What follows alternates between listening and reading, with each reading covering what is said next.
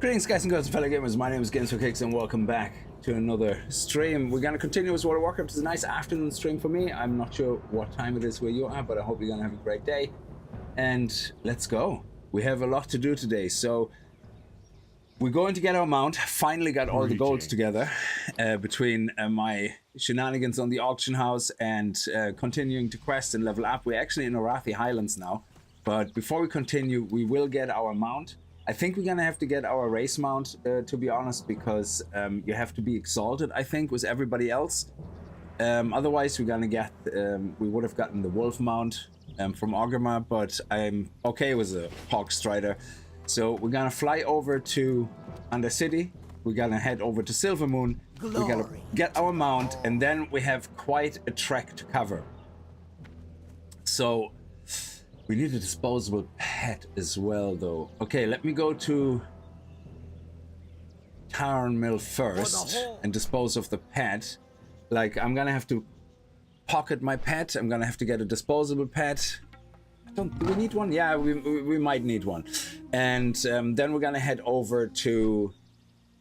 We're gonna get the turtle, actually, in Tarn Mills. I like the turtle. And then we're gonna dispose of that, and we're gonna go to Alliance, to the enemy, and we have to do a long track over to Dark Shore. I'm gonna have to check that again and go to the Alliance side. So we're gonna have to go to, let's see, it's over here on that side. We have to go into Ashenvale. I'm on the wrong side, this side. Yes, okay, here we go. This is where we have to go, and this is the starter zone of the Draenei. So when TBC originally came out, that is also something I did. There's a pet called the Ravager, which is pretty unique because it's the only pet with that skin, and you cannot get a Ravagers until level 64, I think, in Outland. But they have Ravagers, so any hunter on that area on the Alliance side can actually start with a Ravager, which is a pretty cool looking pet. So they come in red, kind of orangey, and in green, and we're gonna go after the red orangey because I think that's kind of a unique skin. I think the other ones are green everywhere. So the orangey skin, and also the orangey ones, they have an extra ability which the green ones don't, I believe. So we're kind of after that. And yeah, but we have to go through Alliance territory, which means we have to go onto an Alliance boat to get into Azure Mist Isle. And that is going to be quite a trek. So we're going to have to go to Ashenvale. We're going to have to step from here, and that's why I want to get the mount first. We're going to have to ride all the way through here. We're going to get the flight points on the way. We get the flight point here on the beach. I think then we're going to have to head up here into Darkshore, go all the way up here, and then we have to get to Oberdeen. And Oberdeen, this is Alliance country. They're all level 50 or something Alliance. They will kill me on sight. So we're going to have to swim, try to stay out of sight. And then we have to find a way on the boat. There's multiple ways of doing it, but obviously it would be great if we can somehow climb on shore, have our pet distract them, even let them kill the pet, that's fine, and then we feign death or something with our hunter, or we jump on the boat. There's another way of doing it, but I'd rather not do it like that, but we'll see. And then the idea is to get on the boat where everybody's neutral, and then the boat brings you to Bloodmist Isle. Once you're on Bloodmist Isle, of course, I think you're gonna have to jump off the boat before it gets there so you don't get killed by the guards, and then you're gonna have to swim somewhere on the shores, and then we're gonna head over here. I think it's over here, somewhere around here, where you have the Ravager pet. So this is quite a track because it's all in Alliance territory, and it's basically risky, you know, because you constantly can get killed. But that's why we also need our mount, so we're a little bit faster on our feet. So that's the plan. And then we're gonna obviously Hearthstone back to Arathi Highlands and level up our pet. Now this pet doesn't have charge. Of course I'm gonna continue leveling with my boar because charge is obviously what we want. But my pet currently is, I think, level 35. Is it nearly level 36? Let me see. Oh yeah, it's nearly level 36. It's actually only 50 XP. So we only need to kill one more. Let me see if we can actually... I think the turtles are level 31, 32 over here. So we might get enough experience to just level up Porkchop, and then we can stable him And then we're gonna go get ourselves one of those turtles as a disposable pet to distract the guards and head over to Azure Mist Isle. Ah, they're level 30. Oh, we still get experience from them. We don't get experience from those guys. We don't get yeah, we have to go and get the turtles.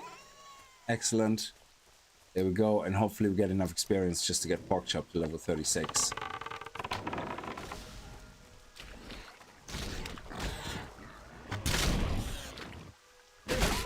Oh, I should probably put my melee weapon on.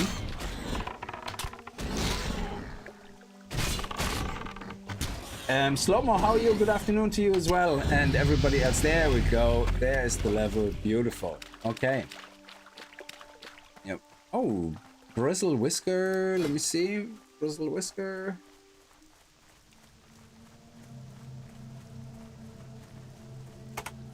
Yeah, but it's gray, so yeah, it doesn't matter. Okay, and then we're gonna tame ourselves a turtle now, but we're just gonna have to stable Porkchop, and turtle is gonna be our temp pet, which we're gonna use to distract the guards anywhere in the alliance area. If it dies, it doesn't really matter. We just want to make sure that we have something to distract them. If you're going to get a sacrifice pet, it should be named Charlie. Oh yes, we will name it Charlie, absolutely. Drap, how are you? Get a race car. Race car. I could actually, to be fair, like if you want a mount, and I could save myself 9 gold, I guess, yeah. So you can go to the shop if you want to, if you're playing Anniversary, and get yourself the Burning Crusade Outland Hero pack. Now, I'm a sucker for these. I probably will get that eventually, because if you actually look at it, you get a nice flying mount, a Nether Drake, which is just, I love the Nether Drakes in the Burning Crusade. There's actually a whole grind that you have to do to get your reputation up and get all the Nether Drakes. This is amazing. So you get a flying mount, and you get actually this ground mount, this phaser thing, that a phase hunter that you see everybody with. But not only that, if you're playing the other versions of World of Warcraft, you actually get the classic version as well of the classic progression, and you also get the one for the War Within. So if you're playing retail, basically, you also get the mounts, which is pretty cool. So across all the versions of World of Warcraft, you get those mounts. So we could buy that technically and save ourselves 9 gold on the Hawk Strider, but I don't want to do that. I actually kind of like the idea of progressing from scratch. I wish I could play retail from scratch. With the whole account-wide thing, I think it would be awesome if you could just switch that off somehow and not get all the mounts and not do everything. You know, it's kind of sucks that you have to role play it and say, okay, I can't access my mounts. Then I save gold and I'm gonna buy the mount by deleting the cache, you know, and pretending I bought the mount. So I really love the idea of things not being account wide, because the struggle is, you know, you have to do everything per character. Certain things are nice, you know, that's why I wish you could turn it on and off per character. That you know, having to do reputation grinds for attunements on every character, that's a pain in the ass, of course, you know, but it is what it is. So I wish you could kind of have a little bit more flexibility with that. Farewell. And I do love the class quests. Like, for example, on the Warlock, there's a whole quest chain to get this really special mount, and it all got ruined, that you can basically just buy that mount from your trainer eventually in later versions of World of Warcraft. It means nothing anymore. So that's what I really love about Classic and Classic Anniversary, that things mean something when you get them, and they take a while to get. There's like whole quest chains and everything. So let's stable our pet here. What is it? I don't want to waste the money on a second slot. We're gonna obviously need a second slot eventually to tame the pets that we need to learn the skills from to teach our other pet.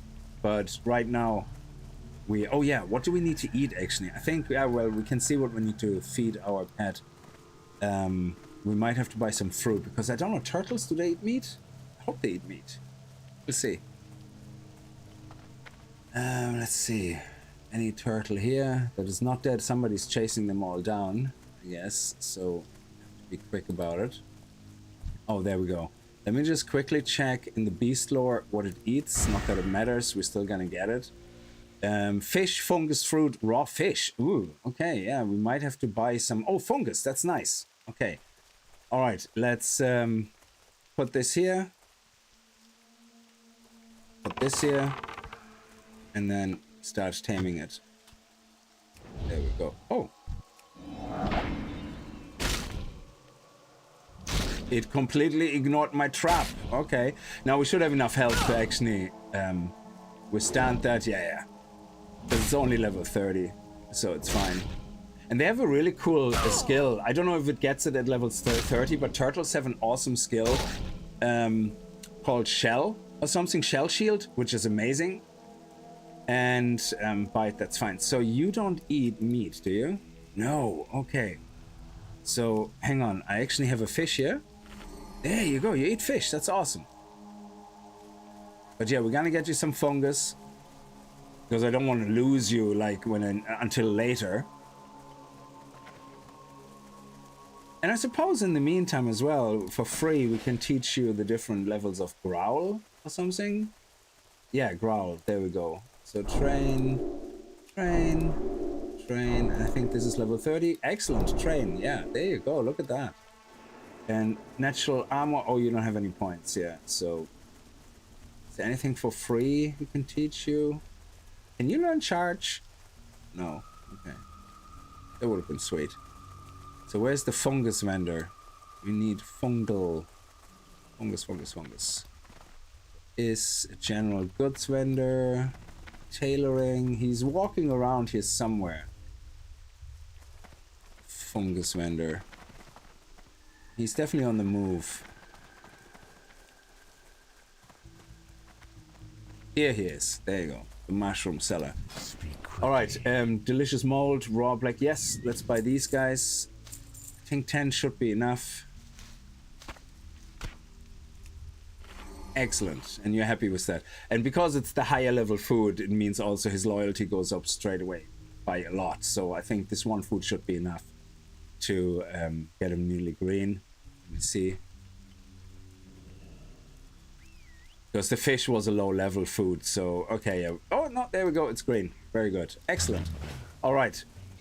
Rename you because you're a temporary pet. There we go, you're meant for death. Yes, Charlie, there we go. Franco, how are you doing? You could always attach a second account and go fresh on retail. Yeah, that's the other thing I was going to do. But then I have to. Hey, Rick, how are you?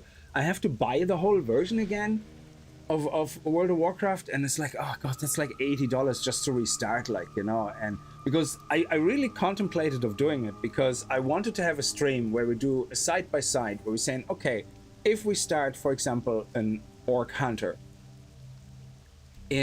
not in the Isles, but do it side by side. So we start an orc hunter, we start leveling in Orgrimmar, and we go to about, you know, we just play the first 2 hours, and then we're gonna go to retail and we start an orc hunter.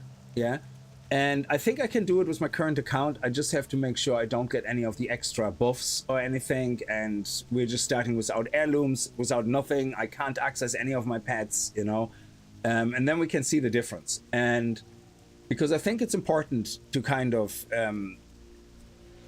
you know, have that experience comparison where you see that leveling is like a whole different thing in Classic as an experience, and it's just basically is like rushed through very much in retail. I think up to level 10 or 20, and the only thing with retail is you go chromie time, I think, by default. If you have it unlocked, do you? I'm not sure. Anyway, I have to look into that because I would like to do a side-by-side comparison. It would be really nice. Hey man, how are you? Crusade, how are you? I hope you're doing well. Or Seaver. So I think we're set up, we're prepared, yeah. Let's go to Undercity, then let's head over to Silvermoon, get our pet. There we go. We have to fly to Undercity, then we're gonna take the portal to Silvermoon. My mage, I'm getting my mage ready for AoE leveling. He's level 20. I'm just gonna have to unlock certain things, certain areas, and then I'm gonna head to Town Mills. And once I'm level 22, I think, level 20, we can start with level 20, but I want to do AoE leveling with my mage, where I basically don't quest at all. I literally just find areas where I AoE level the crap out of everything, and just for fun, you know, and see what we can do with that, how long it takes, because the AoE leveling with a mage is absolutely fantastic. It's so much fun. in Classic. I don't know much about being able to do it in retail, but it's definitely a hell of a lot of fun in TBC from what I remember. And so I'm just preparing some of the notes for myself, the areas to go to in Hillsprat that you level from up to 23, 24, 25, whatever, then switch, go to a different zone. And the benefit is you will get a lot of greens that you can disenchant. So I have disenchanting tailoring on my mage as well. You disenchant all the greens, which you get, which is amazing. Loads of money to be made from those resources if you don't use them yourself. Tailoring, you get a lot of cloth, especially what you want mainly is human mobs, obviously. Rody Show, how are you? You get a lot of cloth, and that allows you to obviously make more green items for disenchanting. So we could make a shit ton of money just AoE leveling along the way, and which means by the time we get 30, we can probably buy the mount very easily, you know? So because each character has to invest its own money into flying and buying the mount, you know? So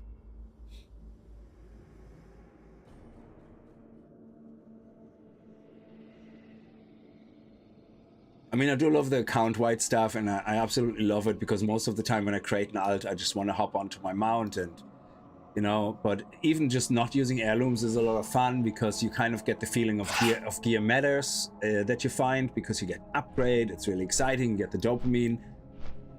Using heirlooms is fun as well, but I feel a lot of times after I use the heirlooms, I just autopilot through leveling, and I might as well just buy a token to get max level. The only reason why I don't do that is because A, I don't want to waste the money, but B, also I kind of like the idea of progressing through my skills to learn the class again, how to play it.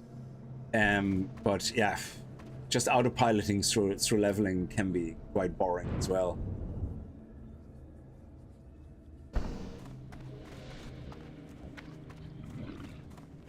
And my paladin, actually, I went into the Sepulchre, into Silverpine Forest, into a cave, and I was like, my paladin, I used consecration, I was AoE pulling everything. I was like, this is great. Boom, I was dead. I was like, what the hell? They're like lower level than me. And this is what I love about this game in TBC Classic, like the amount of times you feel so overpowered and amazing, and you have your routine down, and then all of a sudden, bam, you get smacked, and it's like, nope. You can't just pull the whole room and, you know, laugh about it. It's just not happening. So it's great. It's a wonderful experience when you're not constantly OP, but you feel like you are. So we have to go over here. We go through the orb portal, and then we're gonna head to Silvermoon, where we can get to our mount. Actually, it should be.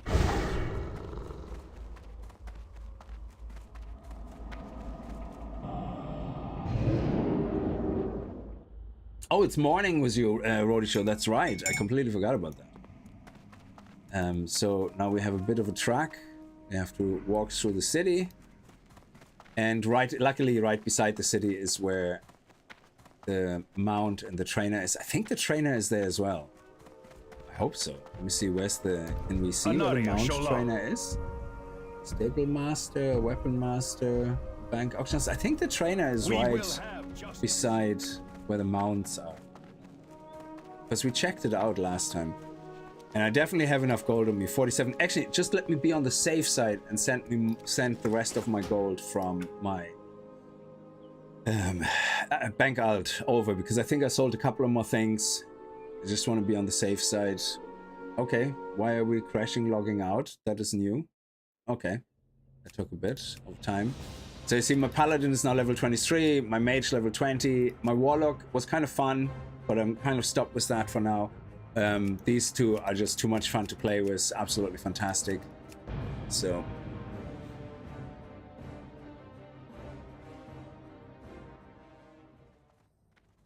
I think everything sold what I just put on, so we should have another gold or two. So we have 56 in total if we need to. I'd rather not use the gold from other characters. So what do we have here? 4 gold and 3. Excellent.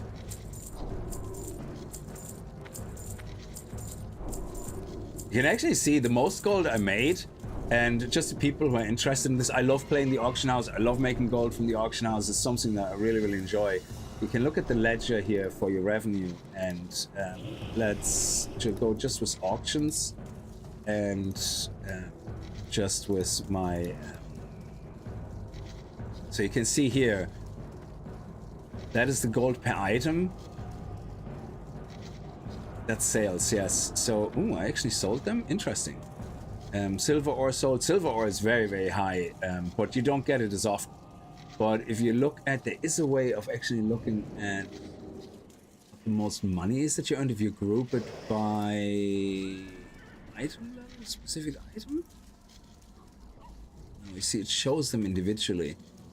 Can I not group them somehow? Base item, no. Item level.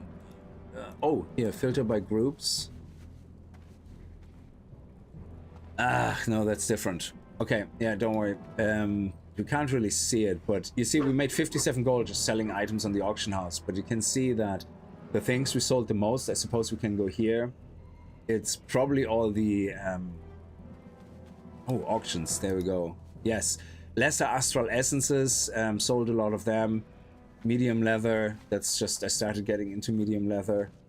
Then more lesser astral essences.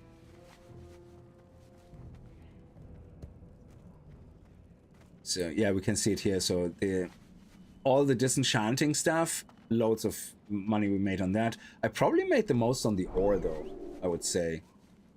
Copper ore 20. No, that's only 2 silver per ore. And then the copper bars, we made a lot as well, which is a lot for when you start. Yeah, the leather, I'm very disappointed. That sells just for a little bit more than the vendor. And the greater sagefish is also great because you sell them in stacks of 20, which is like a gold and a half each time, which is great. It just takes some time to fish them all up. But we're getting now in the higher levels where the things that we can sell are worth more, so you're gonna make a lot more money very quickly. And spider silk as well, that's really great. You get that in Stone Little Mountains, which is very boring leveling area, I have to say. It's so much walking and very little things to fight in between. Anyway, so it's definitely worth it, but I can't wait to get into the higher levels and start selling the higher enchanting mats and the higher ores. Mithril ore is gonna make such a lot of money. It's gonna be great.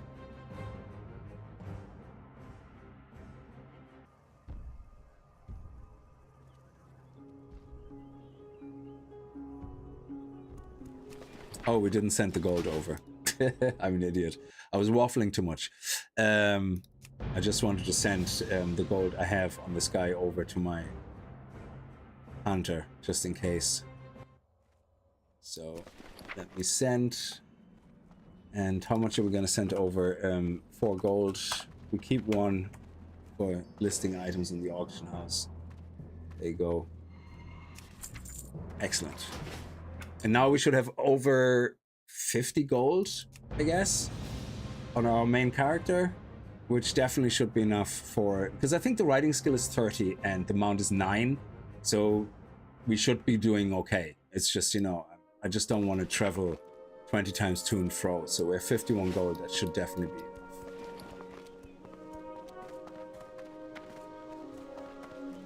Like even things like mage weave cloth that is selling like at 12 a piece. So if you're farming with your frost mage and doing AoE farming, you're gonna be drowning in cloth and you're just gonna be selling stacks of it. I mean, a stack of that, you see here 25, so that's 2.5 gold for a full stack. And you probably can easily farm 3, 4, 5 stacks like within half an hour, and that's like 10 gold. So it's very interesting. And then all the disenchanting mats you get from it as well. It's gonna be crazy.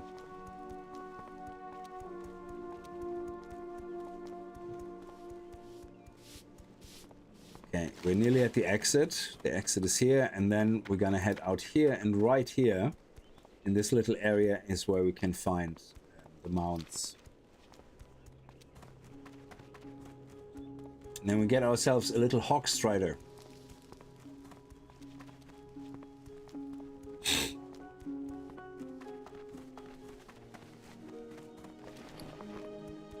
I also got the spider sausage.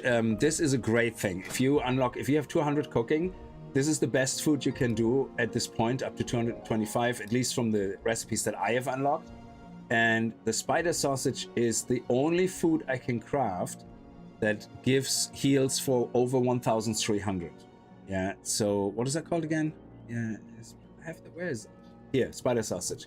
And the white spider meat from that, you can buy literally for 1 silver on the auction house. So I just bought about 30 and just crafted 15 of those sausages, and that will last me a little bit. Because I obviously have the other food that doesn't give me as much health, you know, but just in case. And I have normal food as well that I buy in the vendor. But yeah, this is the first food I can make that heals me for my full health if I need to, which is great. And it gives me the highest buff as well of 12 stamina and 12 spirit. Spirit is not that important. Now, our pet, this is where it's really tricky. So he's level 30, yeah. I'm 36, but because we don't get experience here, our pet doesn't get experience. So when we get our new pet, the Ravager is going to be level 10 or 12 or something, yeah? And you would think killing level 12 mobs is what levels up the pet. It doesn't. You have to fight mobs that are green, at least to you, for your pet to get the experience. So your pet gets the experience only from the level of mobs that you kill at your level. So you have to be very careful that your pet doesn't get one shot. Okay, so here's the breeder, and I think in here we have the trainer. Yes, the riding trainer. Our enemies will All right, fall. here we go. Our first ever riding skill. Oh, we actually got a bit of a discount. Nice. Because of us being Silver Moon. Where is it? Silver Moon. We'll revert. If we would be exalted, I think it would be, we get like 20% discount or something. So this one here seems to be what? What is the usual full price? I actually have no idea. There you go. So less than 30 gold. Now we have the riding skill. And here we can buy ourselves a nice Hawkstrider. Now we can't buy a Swift Hawkstrider. We can only buy a normal Hawkstrider first. Your gold is welcome here. There we go. So we can get... Oh, we can't preview them. So we can get the Black Hawkstrider, which is this guy here, I guess. Okay, let me get rid of the UI. Time is of the essence. So we have the Black Hawkstrider. Ooh. I think the black one. That would look awesome, I think.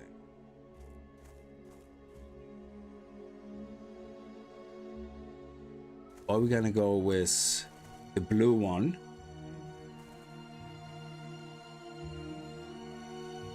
The red or the purple. So either the blue or the black.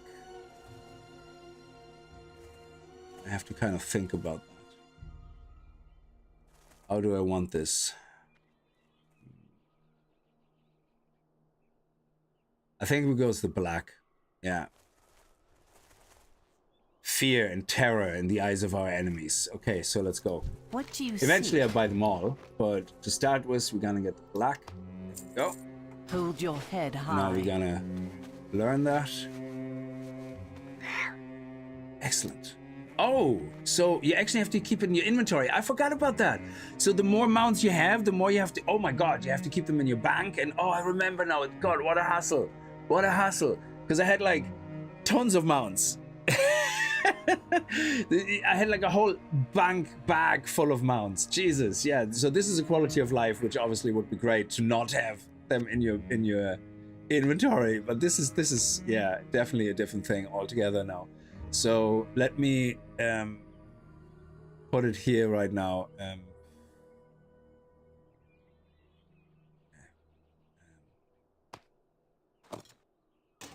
I'm gonna put it. Just leave it here. It doesn't matter. We just can't. We have to make sure we don't sell it because I think I can actually sell it. Oh, okay. And then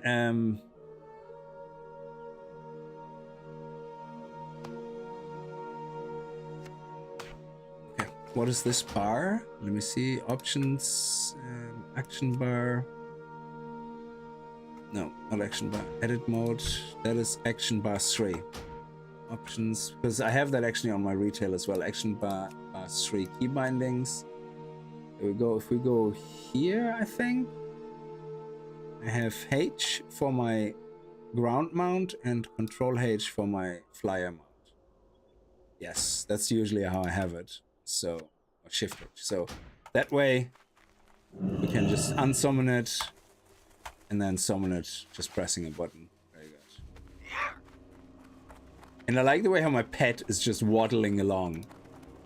Can I feed my pet? Oh, you get dismounted. Okay.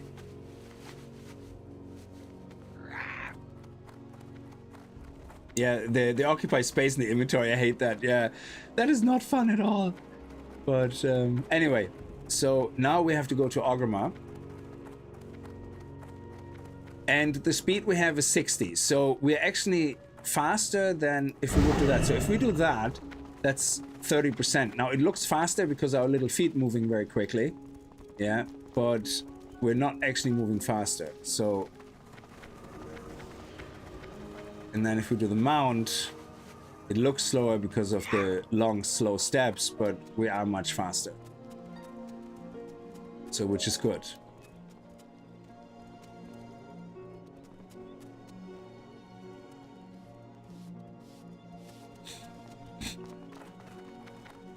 So now we need to go back to Undercity, then we need to get a Zeppelin over to Orgrimmar, then we need to walk through Ashenvale, all to get our pet. We're very committed to the cause here of getting a new pet. I'm getting lost. Where am I? Oh yeah, I went too far.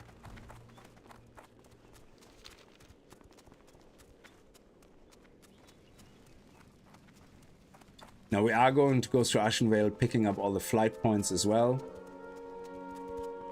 Might as well.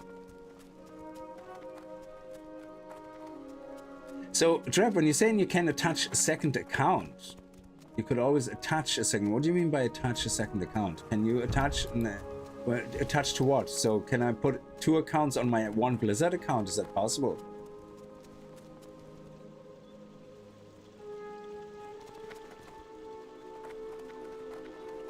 So that you can basically have a separate email that you log in with, but it's on the same account. So that way it has its own progress, but you don't have to buy a second copy. That would be great. If you could do that.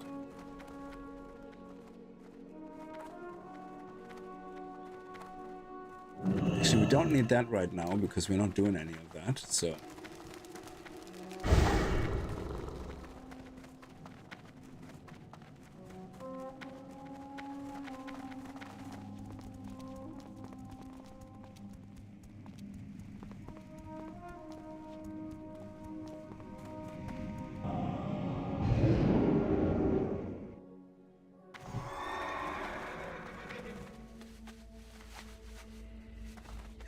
The Paladin also gets his own horse learned through a skill, which I don't think costs 9 gold.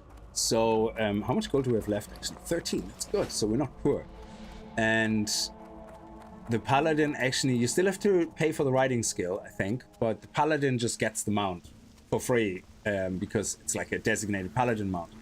And I think the Warlock also can learn the skeletal horse, I think. But the Warlock has a special quest to get basically the 100% speed mount, Warlock mount, which is a Fury skeleton horse or something. Not Fury, what is it? It's a skeleton horse as well, but has armor, and it looks pretty badass. But in retail, you can just buy it from the vendor. Oh, is that? Am I in the right side? Is that Orgrimmar? Yes. Where's the Zeppelin? Should have just departed from Undercity. Oh, I just left, so we have to wait until it comes back. Okay. It's not the end of the world.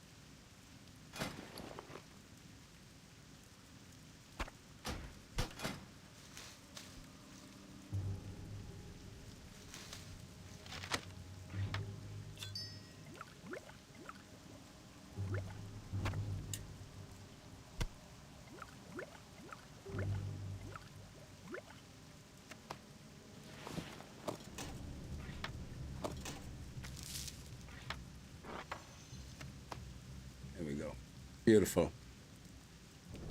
And my tailor can already make 8 slot bags, and small silk pack is something I'm gonna learn very quickly, and then we're gonna get the bigger bags as well on our tailor, and then we can craft our own bags, which is great.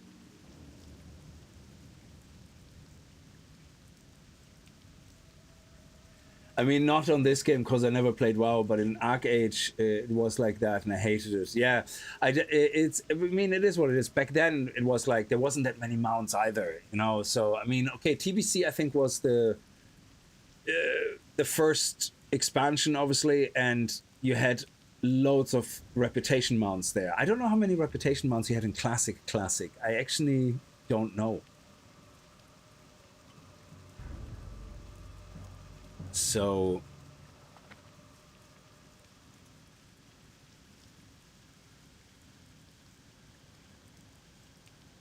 and the one thing that I also can live without is the multiple ranks of skills.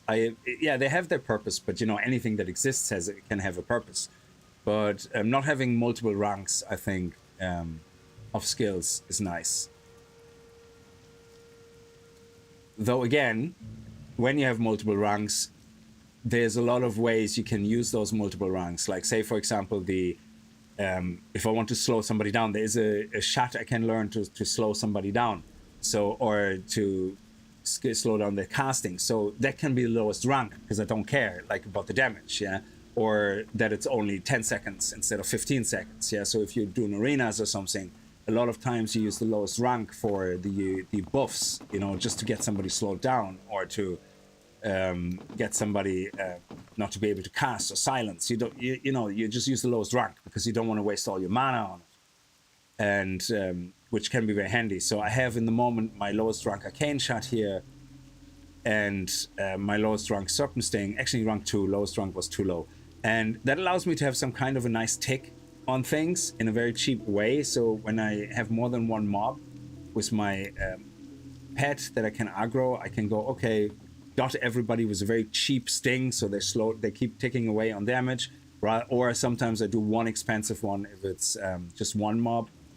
So, but yeah, so I do find sometimes you just need that little bit of damage on the last bit of health when somebody's running away, so you just do the cheapest Arcane Shot, so you don't need to waste like a full 80 mana, so you just go with the 25 mana one. So yeah, I see the purpose, but I think it's just better not to have multiple ranks, to be honest.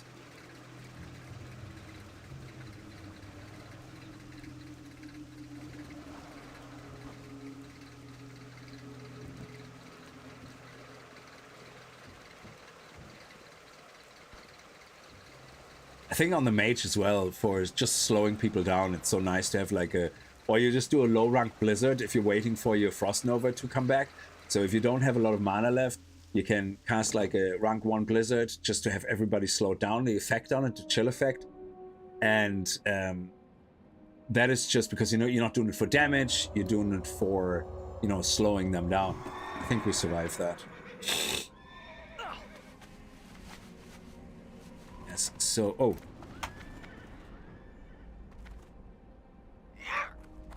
So we're doing, I think it's better to fly to Crossroads, and then from Crossroads into, where's Ashenvale? Ashenvale is here.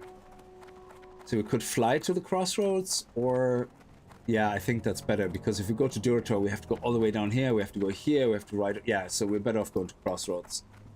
And then up north into Ashenvale, and then we're heading to, oh, is this actually Splinter Tree Post? Is that is Horde, yes. So we're gonna get this flight point, and then we're gonna go across here, all the way down.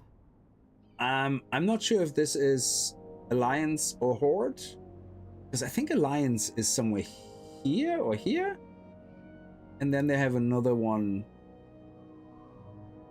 another outpost somewhere. But I think this is Horde. And then over here, the dungeon, the Black Fathom Depths, and we need to go into Darkshore. Yeah, okay. I think it might be near the Darkshore entrance, the Alliance. Let's see. But I love our little hawk. We can't name it. Our mount can't be named, which is a pity. You can see now here, Black Hawk Strider increases speed by 60%. And then I think at level 60, you get the final speed, or is it level 40? And that's a quality of life they added in Anniversary. In original TBC Classic, I think you need to wait until level 40 in Classic to get your mount. So there's only walking until level 40.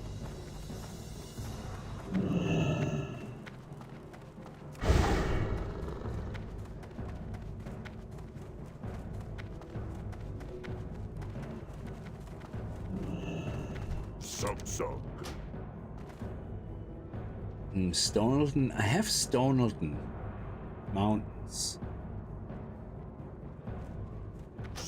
Going from Stonelton wouldn't make sense, would it? No, you can't. Okay. Well, you could get into Ashenvale here, but then you have to go all the way through here. Yeah, that doesn't make sense. So let's just go and thunder. Crossroads. And I do like that as well, that you have to go to the flight points, you know, and then try to figure out, you know, how you get into certain areas on each character, depending on what you want to do. Because on the other characters, I wouldn't want to do that trip, only on the Hunter. So... Oh, portal selling, Jesus, yes.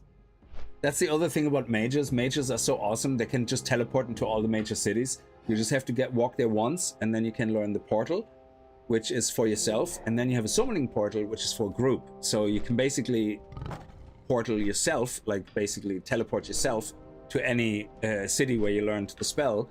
And so I have learned it now for Silvermoon, for Undercity, and now I'm just in Orgrimmar with my mage. Learned it there before I go over to back to the Sepulchre. So I learned that, and at level 40 I think you can learn then all the same spells but for portals. So you can basically have people in your team and you create a portal to a major city, and they can just step through it and immediately appear on the city. And people sell those, you know, when somebody's in Orgrimmar, they don't want to take the Zeppelin and walk to Undercity, they want to run a dungeon somewhere, you know, they just basically pay you for the portal to Undercity, and then they take the flight point down to wherever they do the dungeon or whatever. SFK or whatever they're running.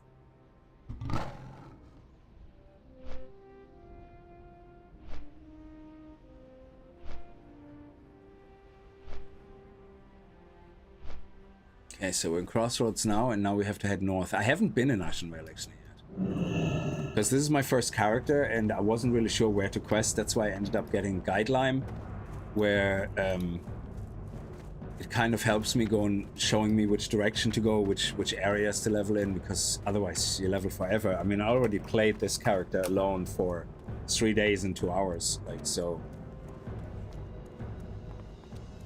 And you spend a lot of it walking.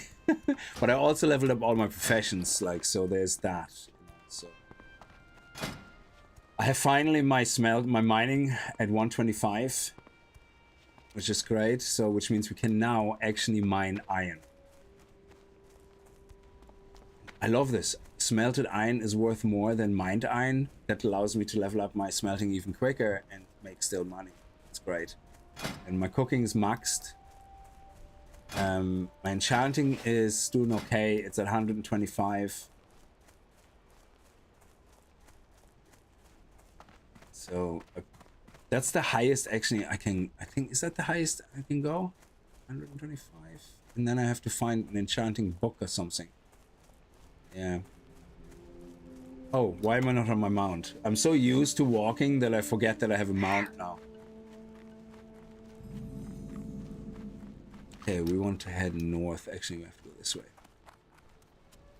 I'm automatically walking over to Stonelton Mountains. This is the most empty quest area. This is crazy. All the other areas have kind of a lot of mob hubs and a lot of quests. This one is one of the worst designed questing hubs. You pick up most of your quests either here or down here. And then you have to quest here and over here and a couple of areas here. So everything is miles away from where you pick up and hand in the quest. It is crazy. The amount of time you spend walking, it is just insane. And this is like before level 30, so you won't have a mount at that stage. Like, it's just, there's so much walking. And there's not much along the road except spiders. And most of them are ranged spiders. They're spitters, so unless you're a ranged class yourself, they're a pain in the ass to deal with. So it's a terrible designed quest hub compared to all the other zones. I think it's one of the worst.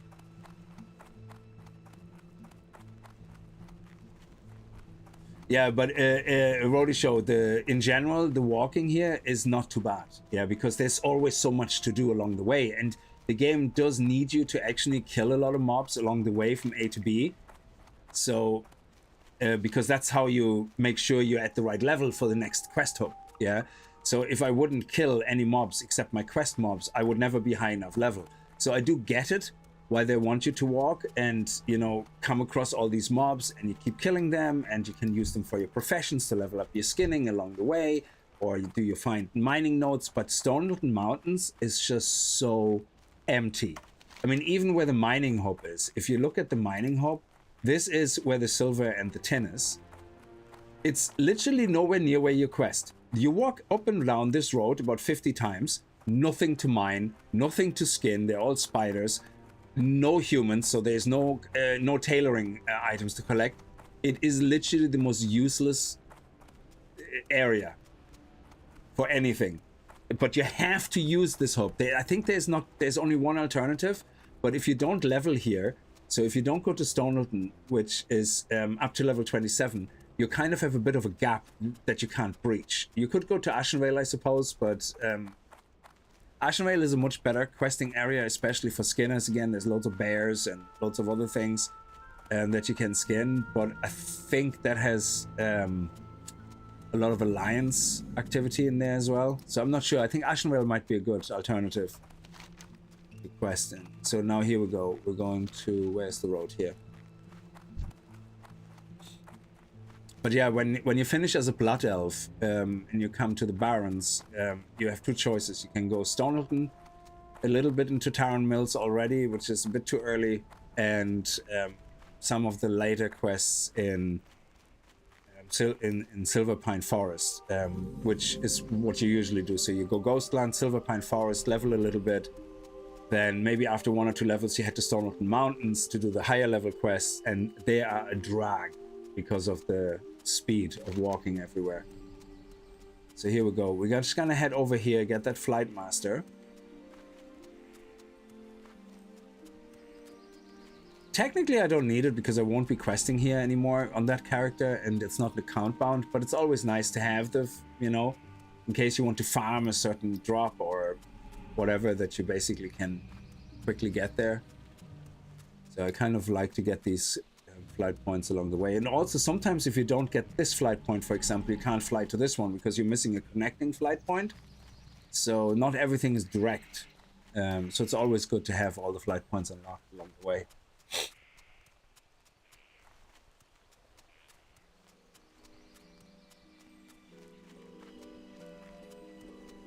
Yeah, we're nearly there. So this is a nice area to level in. There's so many mobs to kill in the hubs, like it's crazy. Let's see, how does that change? How did that change since I was here last time?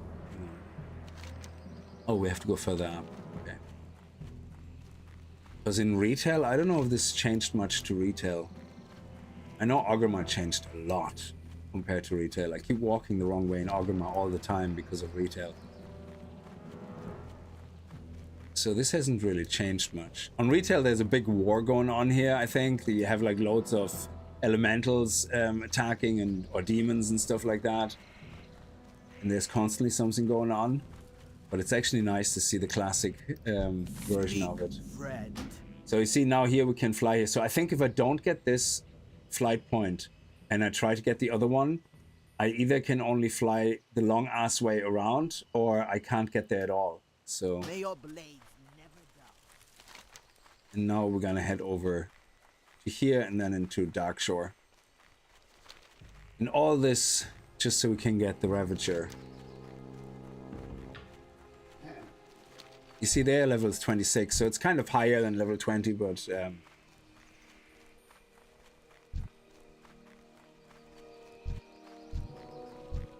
I think down here in this area, so you can get lower levels.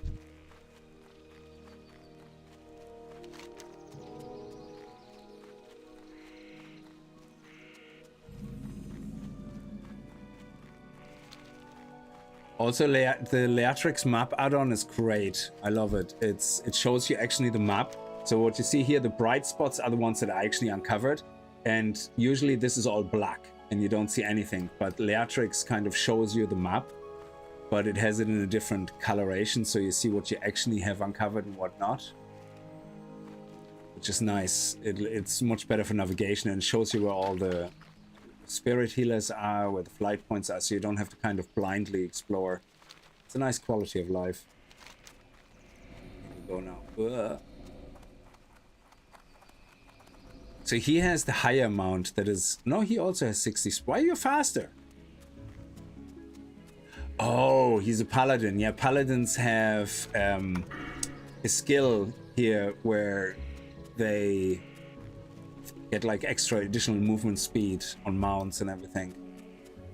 I think it's 10%, which is awesome. I also respect, when I got to Undercity again, I respect everything and removed all my points from the other areas.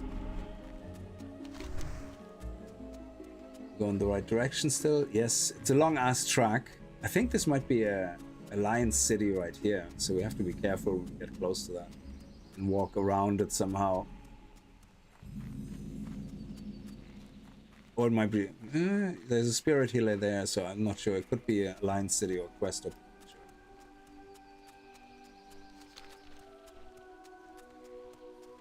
That's probably when you stop playing, yes. Like, Stoned Mountains can be so painful, absolutely. And before Blood Elves, you would probably, as a horde, always would have started... Like, I mean, Trolls start down here in... Where's the starting area? Here, I think? In Durator? So you have the Orc starting area here, the Troll starting area here.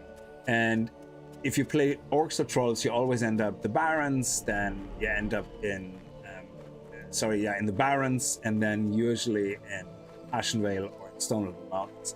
If you play a Druid or stuff like that, then you will start here because Thunderpluff is their main hub here. And then again, you end up in the Barrens and you go. So most characters you create is on this side, it's always going to be the Barrens. And then you have the Undead, which are over here, and they start more in this area here. They start down here.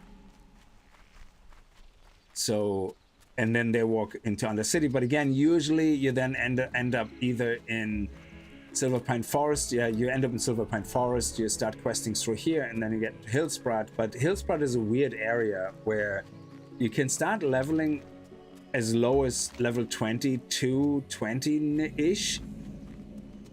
But then there's a huge jump all of a sudden from quests that are level 20 to level 35. Boom. It's like immediate jump nearly, yeah? So you have to leave that. Okay, let me see if that is actually Alliance or not. If I have to be careful here. Is that Alliance? Is there any Alliance guards? Oh no, so he's not Alliance. Oh yeah, there is. Okay, so it is Alliance, level 40. So we have to kind of find a way around it. So I hope there's no guards over here on that side. Because they will kill me so quickly at level... level 40. I'm 36, so I can probably tank quite a bit. Oh, what is this? Oh, it's copper.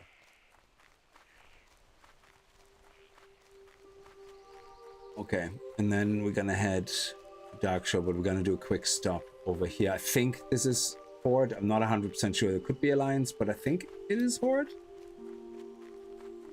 So, yeah. Otherwise, it wouldn't show me the flight point, I think.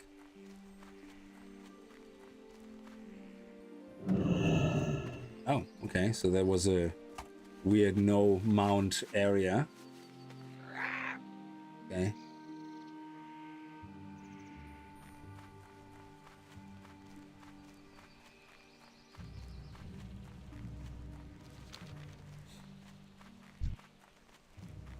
So yeah, Hillsprat is one of those weird zones that you can get very confused in, because if you start leveling there, all of a sudden you hit this wall where everything's like 5-6 levels higher, and you're like, how am I supposed to do this? And the game kind of needs you to go back then to either Ashenvale or Stone Mountains and start doing quests there, only to come back at a higher level into Hillsprat. And then once you're my level now, it's much easier because you end up being able to go to Arathi Highlands. Here we go. To Arathi Highlands, and then continue leveling there. It becomes more streamlined after that. But between 20 and 30, you have that real awkward thing where you have to jump continents and level. It's very strange. And it's worse for Blood Elves, because Blood Elves don't start in the Barrens or anything, so there's no tie-in quests to anything. So you have to get the kind of tie-in quest from Orgrimmar, which sent you over to Stonewood Mountains and to the Sepulchre.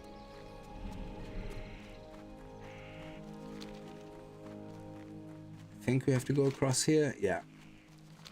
And that gets us right to the ocean side, and then hopefully we're gonna. And that flight point actually might not be bad when we want to do anything in Black Fathom Depths, because farming some of the older, younger dungeons is always great for certain gear, or for, you know, if you want to have certain blues or whatever, like to disenchant.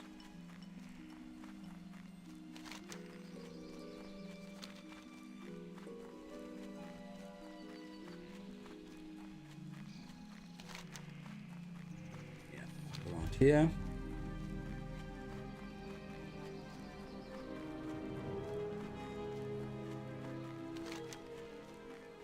Pick up that flight point there. Also, a lot of trainers here. I don't know if one in Ashenvale, but I'm gonna check the trainer here. Some of these trainers have these special books that you need to get past 150 or 175 skill level. And oh, that's an alliance. It's a low-level alliance.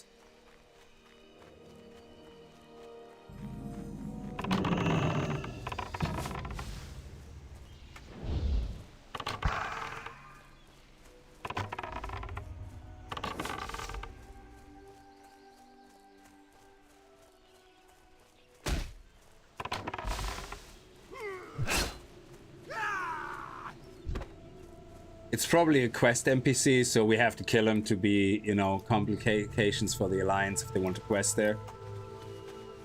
Always kill Alliance, everything. Yeah. Now he probably respawns now in a minute, so it won't be too much of a... And this is the great thing about even non-PvP servers, because I think you can always attack the guards, and you have like huge guild raids on towns, like, which is amazing. You know, so some like an alliance guild could come here, I think, and kill all the NPCs. They can't kill us, but they can kill all the NPCs. Yeah, and cause us just having the city going, great, I can't hand in my quest because my NPC is dead. So, oh, actually, there is a direct flight point there. Fair enough. Okay, in the crossroads. All right. Farewell. So now we're going to be able to go into Darkshore. Now this is all Alliance as far as I know. There is nothing Horde.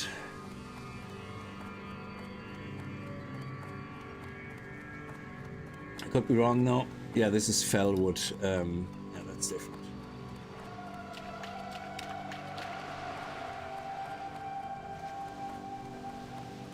So yeah, once we go into here, this is all pure Alliance. And once we get close to this village, we're gonna have to see how we're gonna get on the boat.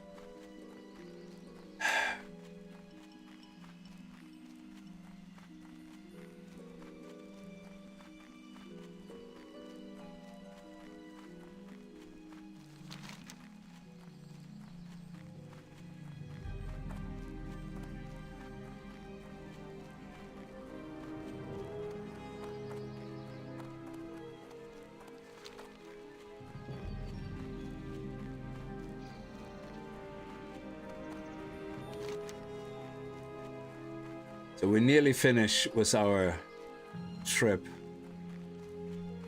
And if we die, there is a spirit healer here, so which is not the end of the world. So the way to get on the boat, you're gonna have to go past a lot of level 40 guards, I think. Yeah, I don't think you can sneak here. So you could buy an invisibility potion, I suppose, and just sneak through it. That would probably be the easiest way if I would have thought about it. Another way, because we are hunter, we can feign death. So we just leave our pet locked away, run through to a point where hopefully the guards won't care, and feign death. Otherwise, if there's guards literally on the end of the pier before you get on the boat, we're gonna have to take our pet, pop a couple of heals on our pet, and then oh man, can we do that? That's great.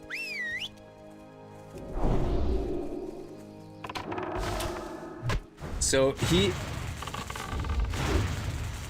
Oh, the Alliance can attack us! Oh no! That is... Oh, they can attack us when we attack the NPCs! Okay. Oh, okay. I was going to be a dick and kill his... he had... Obviously, the quest he's on is escort quest. So I was like, oh, I'm gonna be a dick and kill the guy. I didn't know that they can then defend and attack you. So that is awesome. I thought non-PvP server meant you can just only attack the NPCs, but that is actually pretty cool. So when you have the big raids on the cities, we can actually attack the guys as well. That is awesome. So where do I have to go? Hang on. Where did I die? Here. Over there somewhere.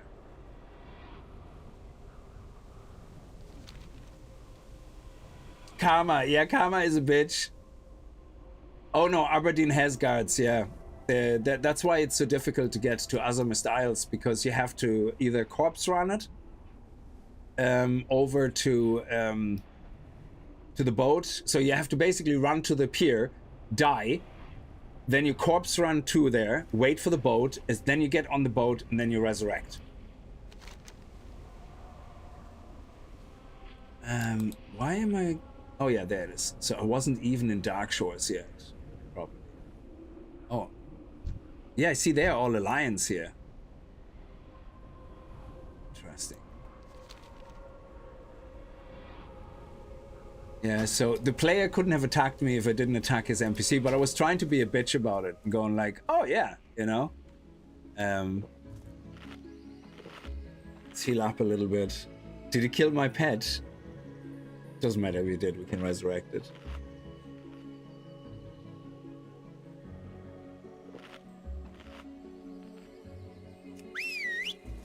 At least in old TBC it had guards there, so...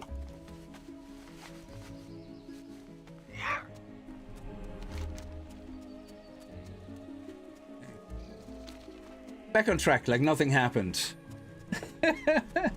Yeah, Karma is a bitch. I like being a dick to players like, you know, like that, but he was obviously level 60 doing that escort quest. He was a skull, so I think he has to be, if he's 20 levels higher than me. See, I can't attack him. He's Alliance, I can't attack him. But if he's doing the escort quest and attack the NPC, he can attack me back. And I didn't even think about that. Drainy scum, I'm gonna get to your hometown now and completely destroy everybody. Charlie, what did you do? You didn't protect me, Charlie.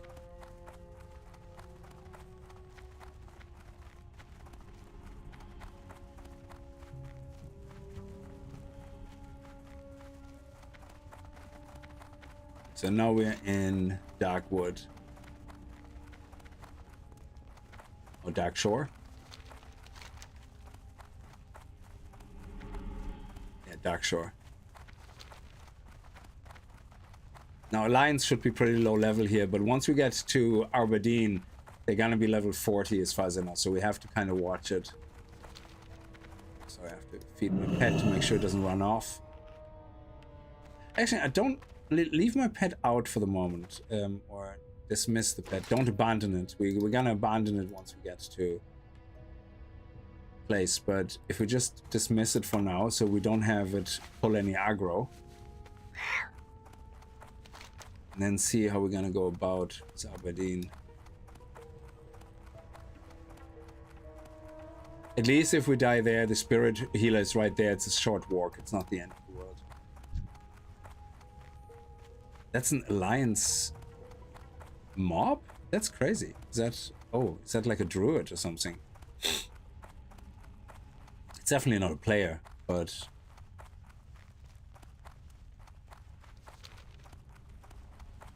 We're nearly there.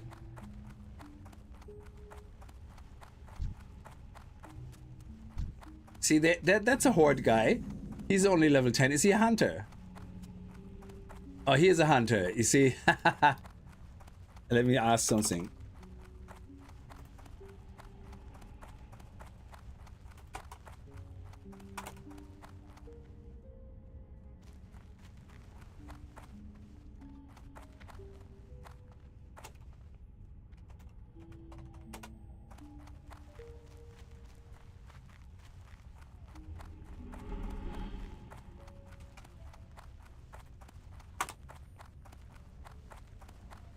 So he's also on the trip. So it's very, actually for an orc hunter, it's the perfect pet as well, because orcs are the perfect hunter races. They have a passive, I think, which works really well with pets. In retail, the orc allied race is actually, I think, even better for pets.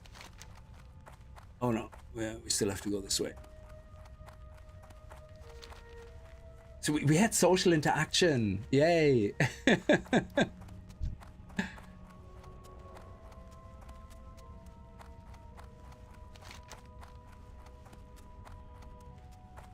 Now, obviously, it's much better to get the level 64 Ravager once you get into Outland or something, you know, because he already has a lot of higher ranked skills and all that, but it's a really cool pet. It looks really awesome, and it's kind of a nice little challenge as well, you know, to be able to do it, you know, because it comes the only way. If you have it before level 60, everybody knows you went to the Alliance side. It's like a... And sometimes you get people who are new to the game or something, and they're like, how did you get that pet? You know, there's no way you can get that anywhere here. It's an Alliance only pet. It's like, well, you can go to the Alliance. Okay, so we have to find the pier now. The pier is here, I think. So let me check the town. So if I look for track humanoids,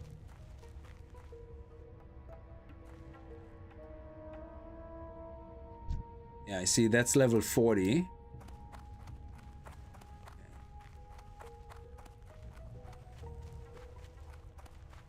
Yeah, that's their flight point. And that is the pier. So I could just leg it and run for it and see how far I get without the pet. Because once you go in the water, you can't actually get up there. So I think we're just gonna have to leg it and see how far we get.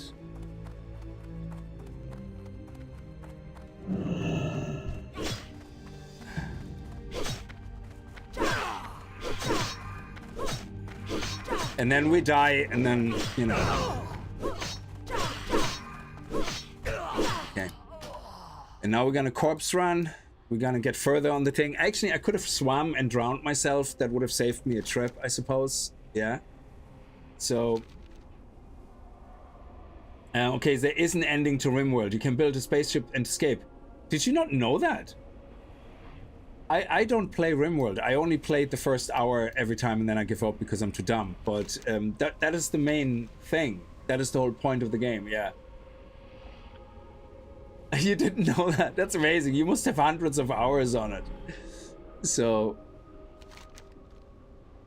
It's, mind you though, I played Minecraft for many years, just randomly running around the world, without even realizing that there's actually a story in the game, like, or an end to the game as well, in the sense, you know, that you can actually find the eyes and get the Ender Dragon and kill the Ender Dragon, get the electrolyte, you know, whatever, cape. I didn't know that for years. Like, yeah, it's only when I saw a book in the bookstore of Minecraft, I was like, why would I buy a book? And I started reading it in the bookstore and I was like, what? There's a progression thing in there?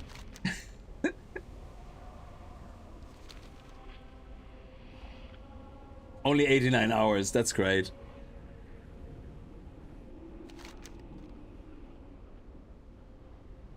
Terraria has a new update, so I installed that. I never played Terraria really, so I kind of was looking through that, but I don't know how open sandbox it is or how easy it is to... I might get my pet out now and use that to distract the guards, but we'll see. Oof, players, NPCs, enemies. Okay, so let's have a look.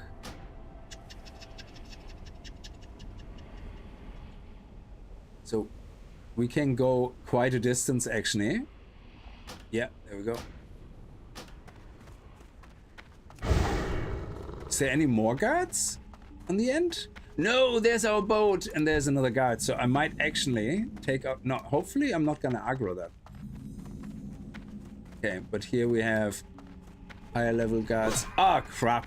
Okay, let me go into the water and swim.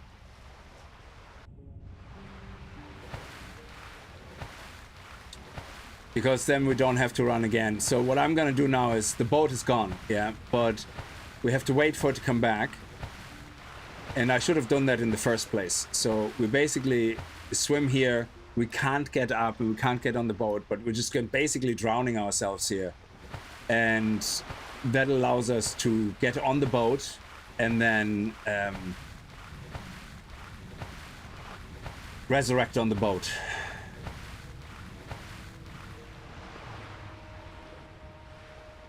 Now, the reason you can't swim across, and that's the problem, the reason you can't swim across is because you have the deep ocean here, and that allows you to... So we're gonna drown ourselves here now. Right in the middle of this, yeah. And as close to the top as possible.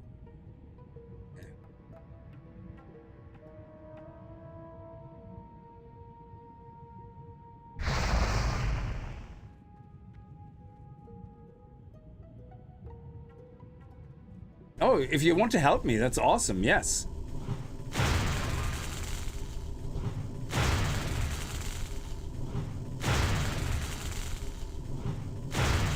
Oh, that's awesome, thank you.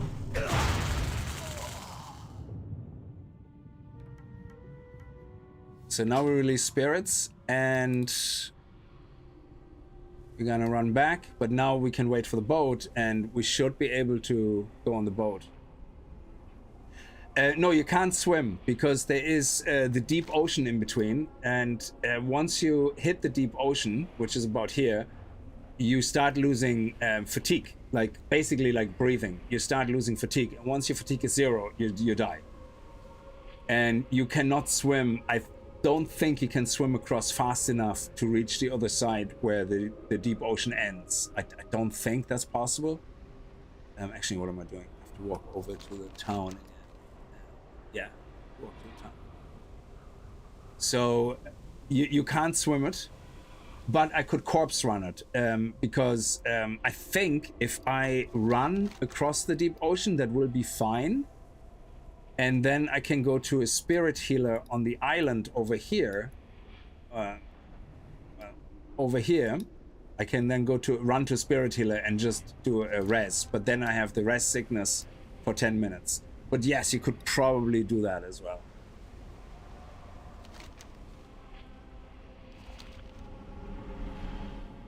I'm gonna miss the boat again, am I? So I'm a bit worried. How do Alliance characters actually attack me? Oh yeah, because the guards attacked me first. That's why I was attackable by the players. So if the guards don't see me first, then the players can attack me. Okay, I don't know if we can make it. We might have to wait for the next boat. But I think that's it. So yeah, the best tactic is obviously invisibility potion, or just literally drown yourself, where I drowned myself in the first place. And then you can step on the boat and resurrect you. But I think we're gonna miss this. We're not fast enough. It's gonna take too long.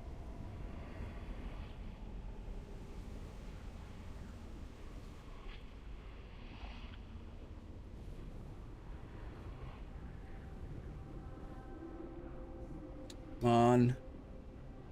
So close. We're nearly there. Oh, come on. We can do it.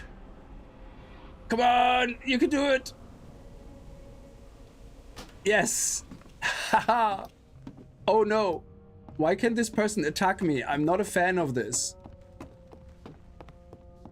Why can this one person attack me? I don't like it.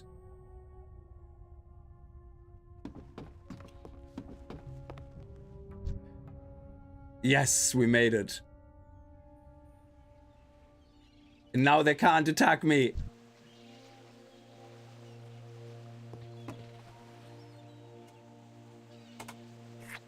You blow a kiss. Okay, so now we have to be careful here. I don't know the area, so I think we want to jump off. Thank you. Goodbye.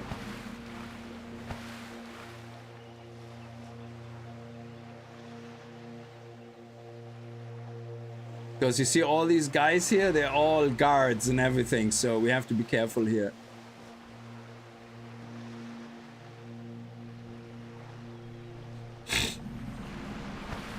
Yeah, that person, that was weird that they could keep attacking me. But luckily we're level 30, so I could have probably taken them on and actually killed them. But if I attack them, then everybody else can attack me, so that would have been really bad. Okay, so let's be careful here. They're all players, like, okay, so... I think we have to get up here. Let's see. Oh yeah, there we go. There is... Oh, they're low level. Oh shit, they're skulls. Yeah, so we have to be careful. Some of them have like a huge aggro range. Like, they can spot you like from a mile away. Oh, look at that. We got... Oh no, that's a Draeni shaman.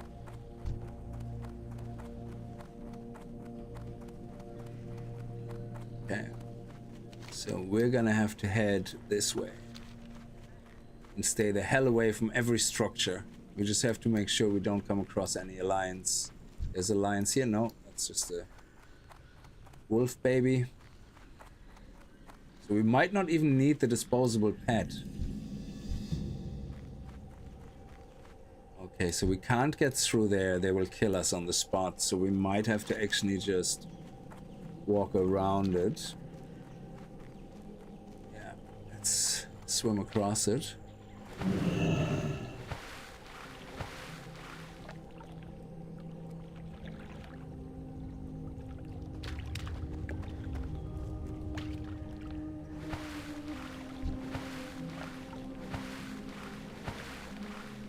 And there is two ways. So Blood Mist Isle, you can go to Blood Mist Isle, and that's where you get level 16-ish Ravagers. But I think the level 16 doesn't have the same skills. We could check it out. We check it out. We tame the lower level, the red one first, and then we can do Beast Lore on the other one and see what the story is.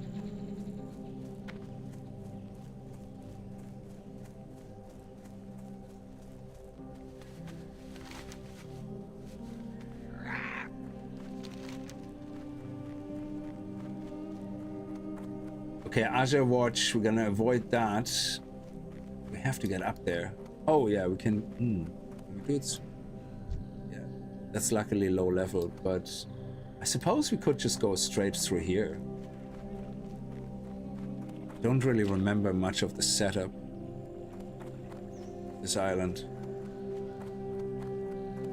And why do you need this pet so bad? Oh, it's a unique skin. It's until you reach Outland. So basically, it's a Ravager that is a pet that you can only get, I think, in Outland or here in the Alliance area.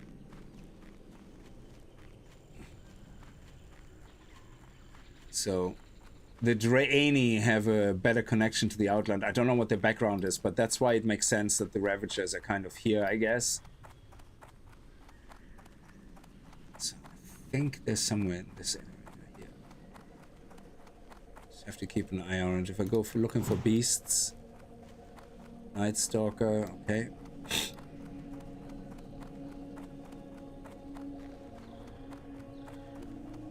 We are getting close to the area now.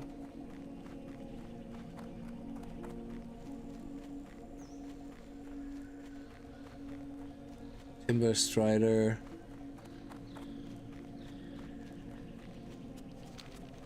Oh, that's a plant.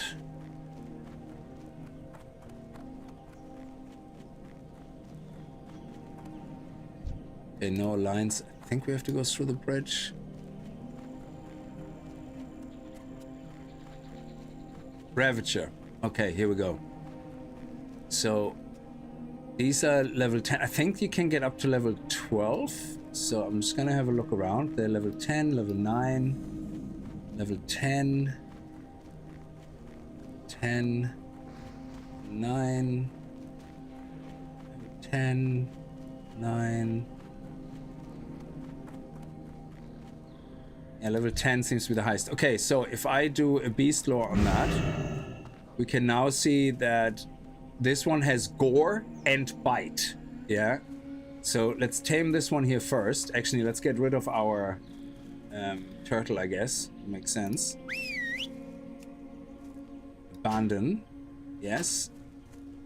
And now I'm going to tame you.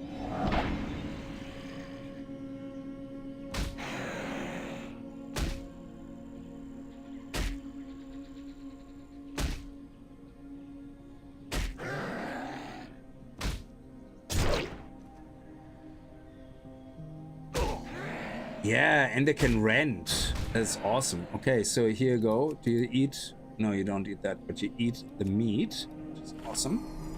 Just keep you from running away. And this one is a really awesome looking pet. Ravager. And there's a green version up on...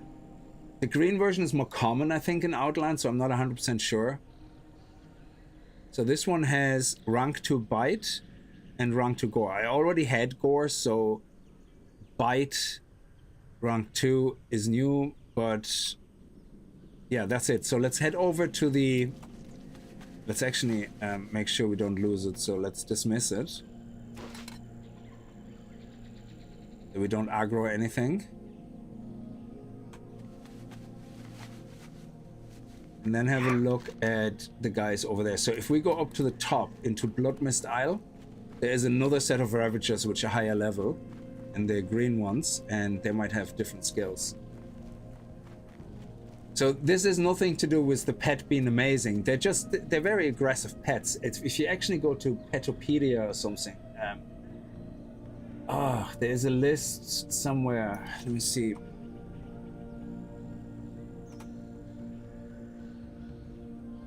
Petopia, that's what it is. World of Warcraft Petopia. If you go there for... they have a game version. Classic, original classic. I saw yesterday a list of pets. Oh, it's annoying. I don't know where it is. But Petopia is a website where you can see. So somebody was saying yesterday, oh, you have an attack pet, a boar. The boar is actually a defensive pet. And the reason it's a defensive pet is because the boar has a bonus to health and armor. Yeah, it is a defensive pet. It's not an offensive pet. It's not an attack pet. It actually has defensive buffs. Now, the turtle, I think, has the highest damage negation of minus 13%. The gorilla has nice AoE taunt, but it only has about a minus 5% damage mitigation and plus 3% armor. So it's not really that good.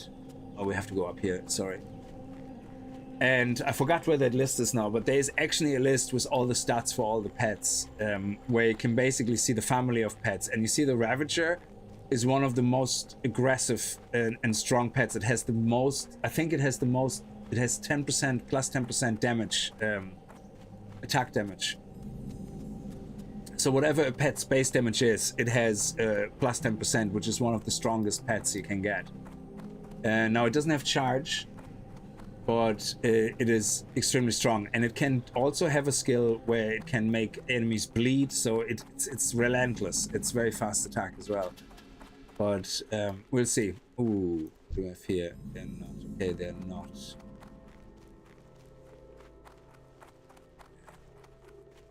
see what we have here. Okay. Yeah, that's just enemies. That's fine. Don't care. We have to go, I think, all the way north.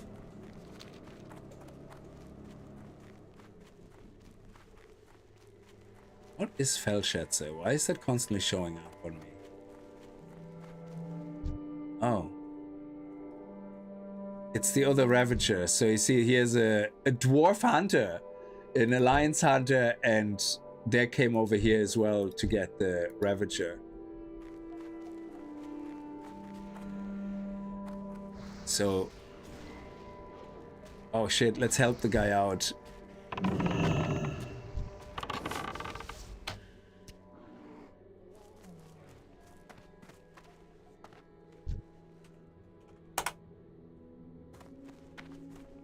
He could have died. So, I don't mind killing a lions myself, but, you know, if somebody is in dire need, we might as well. Blue Flutterer. What is a Blue Flutterer? Is that tameable?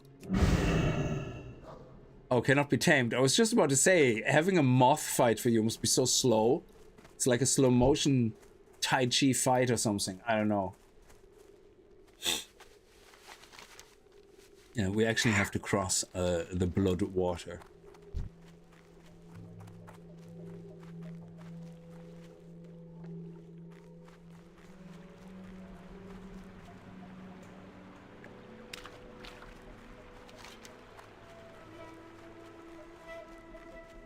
Village here.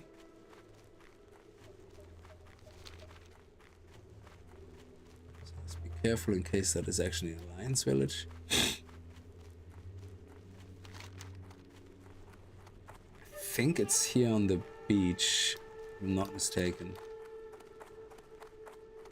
Yeah, these are brown bears.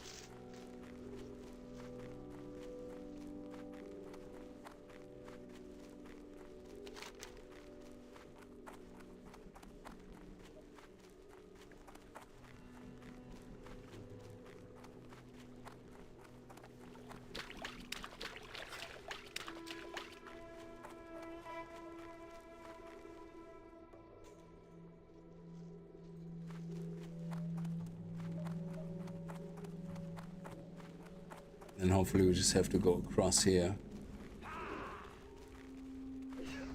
Ah yeah, he can manage. Yeah, and these guys are just mobs, they're not alliance or anything, which is great.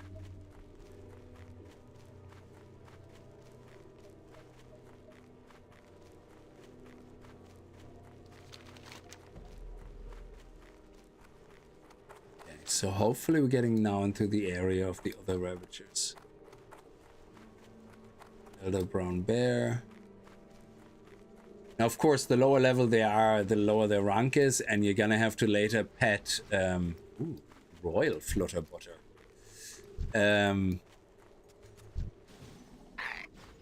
You have to. That's why you need a third slot in the stable, so that you can have two pets, but use the third slot basically to stable your pets, summon a third pet, learn the skill from it, and then delete it again, and then get the other pets out, you know? Okay, so this is Elder Brown Bears. I know they're somewhere around here.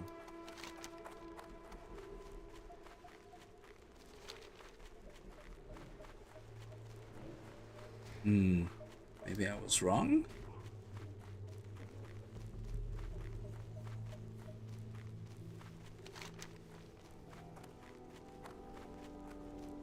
Maybe they're a little bit further down, no? Let me just check.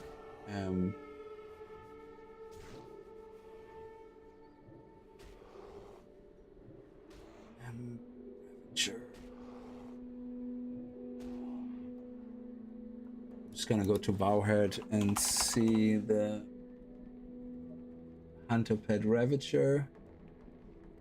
There we go. Level 16 to 17. The green pet. Where can I get it?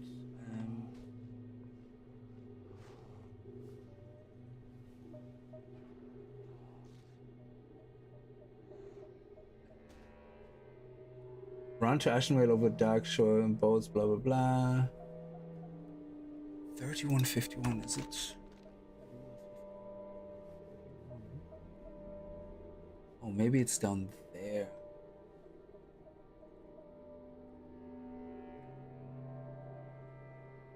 Enraged Ravager, Blood Mist Isle. Yes. Okay, so let me see. Ah, yes, it's down here. Okay, good. So I walked a little bit into the wrong direction, but that's okay.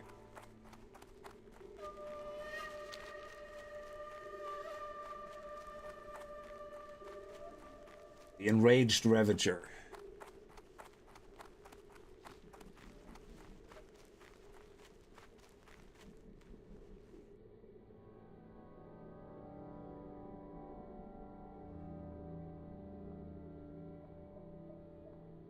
Oh, there's actually a few red ones.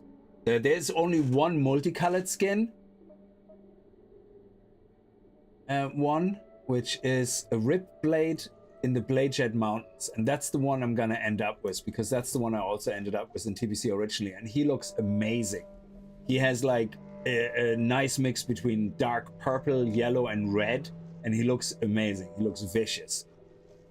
And then there's one more unique look on the green purple side as well in the Hellfire Peninsula. It's a Quillfang Skitterer, and that again has a very unique look. It's like, but more green based, not red. It has like dark purple feet and then green crusty tips on the kneecaps, and then a nice dark green with a black stripe going over the face. They look amazing. You have some unique skins as well where they have dark red eyes that glow, that are very big. That's pretty amazing as well. It's a pity you can only have 3 pets. That's one thing I would have loved to see as a quality of life, to actually just let you have loads of pets. You know? Aren't the Ravagers from Ark? I don't know. I mean, World of Warcraft is definitely older than Ark, so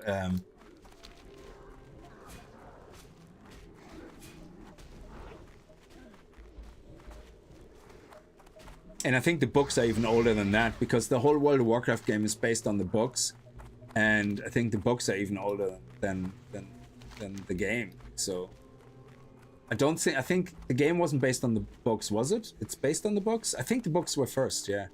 Anyway, we should start seeing Ravagers in this area now. Here, hopefully. Hello, brown bear.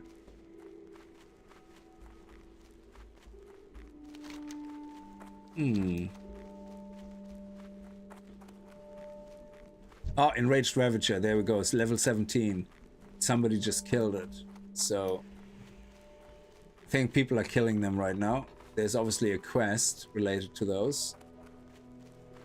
Yep, they're all dead. Oh, here we go. There's one. Level 17. So let me just do a quick check. You see, they only have Gore rank 3. Meanwhile, on the one we have, we get Gore and Bite. So we get an extra skill. So having Gore level 3 is not that amazing. Yeah. So, and you see the way he's level 10. If I kill this guy now, my pet doesn't get any experience. So I'm gonna have my pet attack.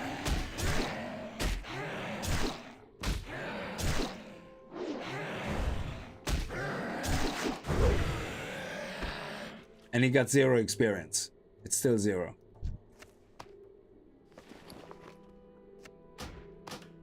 All right, I think back to Arathi, where we have to actually level now. So even though they're higher level, they don't have the extra skill. So that's why the red one is better, in my opinion. Okay, we're gonna do this, and we're going to feed you. There we go. We're gonna make you our best friend.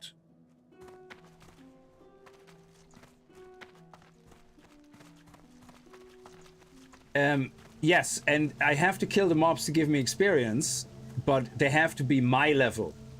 So I just wanted to show that because he's level 10 and the level 17 technically should be giving him experience, my Ravager doesn't get the experience because the experience is based on my level, which makes it very hard to level up your low-level Ravager because...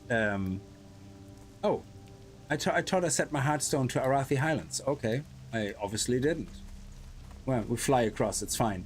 But it means I have to kill mobs that give me experience so that I can kill... I have a deal for you! Oh, we already know that. Yeah, okay. Very good. Can sell these again. Hurry back! Yeah, some concept of higher level players, yeah.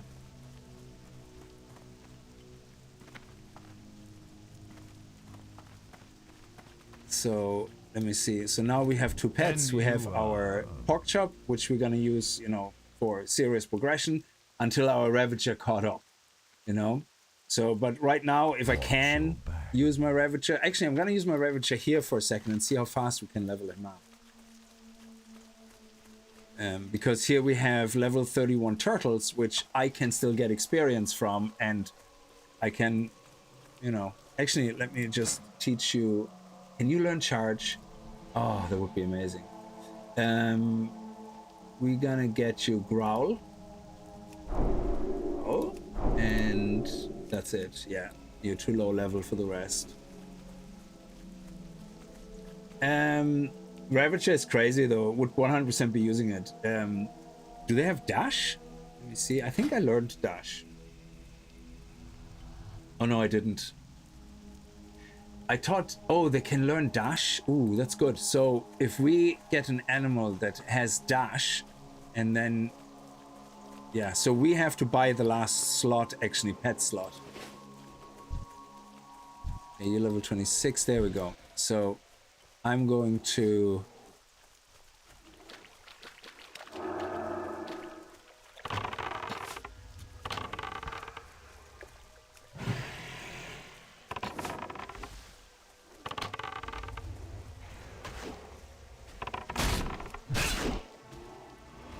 I think my pet will take one hit and it's gonna be dead, so we're gonna have to keep aggro. Yeah, let's not use boar here. I'm gonna have to just kill you myself. So how much experience did my pet get? Okay, 269. That's not bad. And we just have it fighting by our side, no matter what we do, and...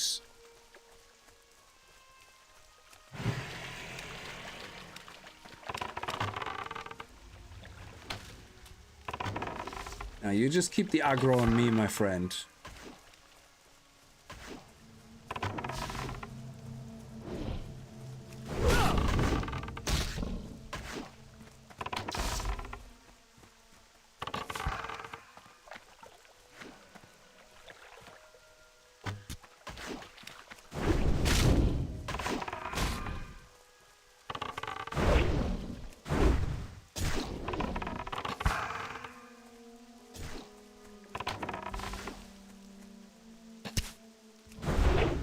Go. So if we kill another 2 mobs, basically he will level up.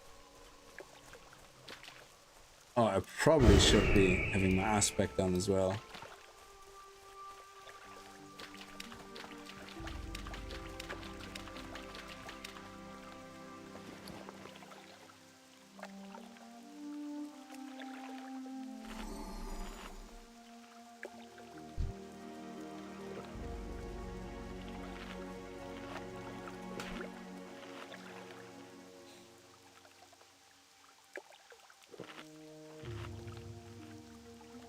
So he gains the same experience as me because I got 263 experience, yeah.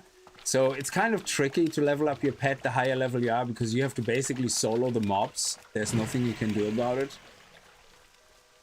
Because he gets one shot.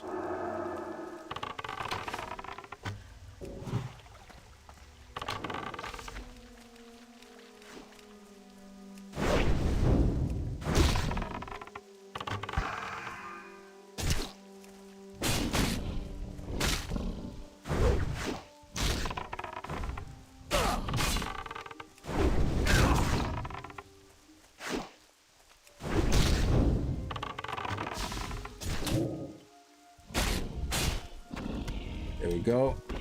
Another 2 and I think then he is done.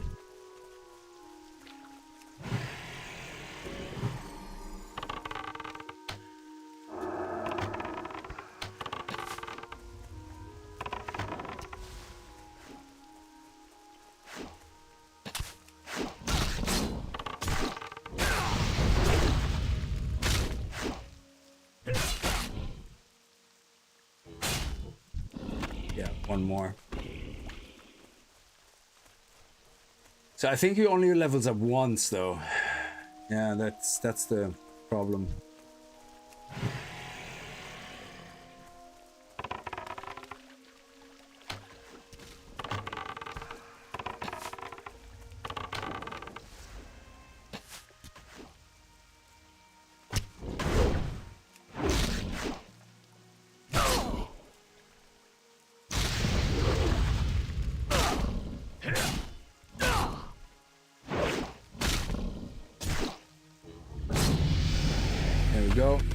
Level 11, he's still rebellious, but does he have any points yet? No. So we have to wait for his loyalty to level up. So he will level up pretty quickly, I guess, in the beginning, but we have a hard time keeping him alive. So yeah, it's gonna be the hard part, leveling him up now. I'm not gonna do this now. I'm gonna switch back to Pork Chop now, and then we're gonna fly over to Arathi Highlands and actually continue on getting our hunter leveled up. If there's a mob you can one-shot and gives XP to the pet, that would be better than killing normal mobs. Yeah, but there isn't. So the lowest one that I can attack is level 30. So I can find squishier mobs, like human mobs. Absolutely. If I can find level 30 human mobs, they die really quickly. Yeah. But so if they're squishy. Yeah. But you can, if I go, I think level 29, I don't get experience. And the optimal experience is if you attack something yellow, I think. Or one level higher than you. Yeah. But again, it has to be something with little health, very squishy, and that's, you're not gonna find that. It's very hard to find. So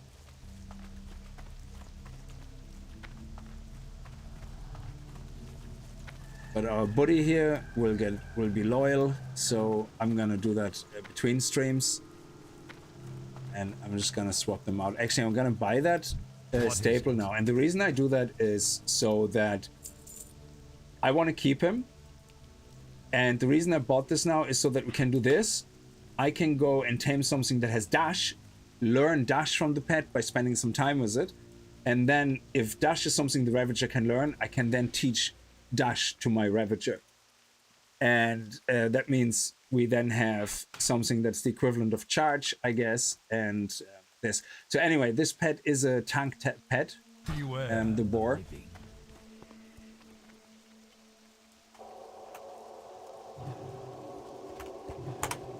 So it's not a defensive pet.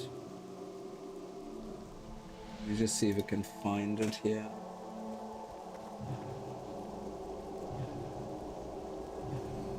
It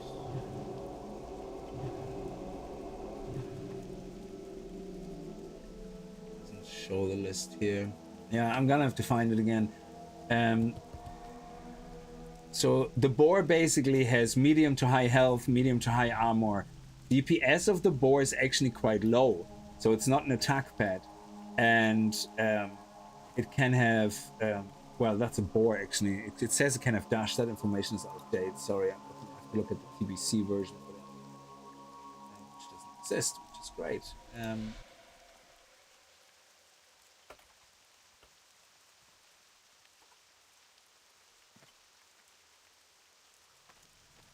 So PvE choices including Ravagers for plus damage. Yeah. So Ravagers are the most damage. I'm just trying to find it. Let's see.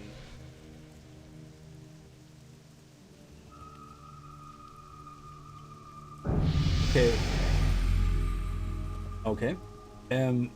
Boars have high health, medium armor. So they have a multiplier of 1.09 on the armor and 1.04 on the health.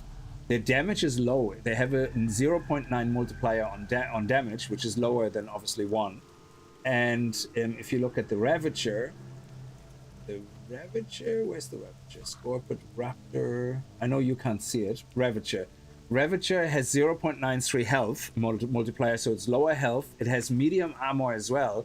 At 1.05 multiplier for armor, but it has a 1.1 multiplier for damage, and that is the highest multiplier damage that a pet can have, shared by the Raptor and the Cat. But the Cat has low armor and the Raptor has low armor, which means the Ravager is the only pet which has the maximum multiplier of damage and still has medium armor. So I don't think there's a single pet which has high or anything. So you can get high health and medium armor, which is like a bear or something, and a boar. So it is a tanking pet. The gorilla, which is funny, the gorilla has AoE taunt, but it only has low armor rating. It's like it has no multiplier on armor, so it's a 1, yeah.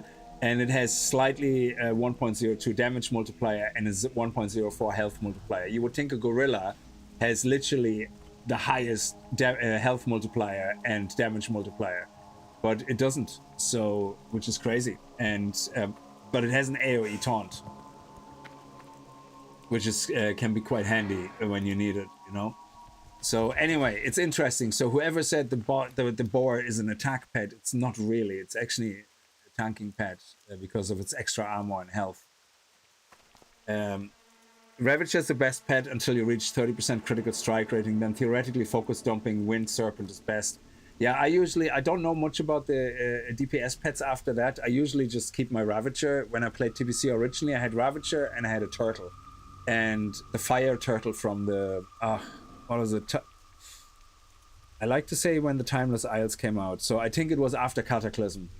I had a fire turtle, but I like the turtle for its shell and for tanking dungeons in Outland, because or soloing dungeons, because you get the heroic dungeon set for the hunter, which has a 2 or 3 set bonus, which heals your pet with every critical shot. So if you have a high crit build, you can basically solo dungeons with your turtle very easily, between misdirect and taunt and intimidation. I mean, and generally it's just an absolutely beast, you know. So the turtle shell is just amazing. Anyway, let's fly over to Arathi Highlands and get our pork chop with us. Did I take pork chop out? Speak quickly. And between streams, I'm gonna level up the Ravager so that we can use that one. Then I just have to. It's gonna be very boring. I need a lot of food and drink, and you're just gonna have to do it. Hello,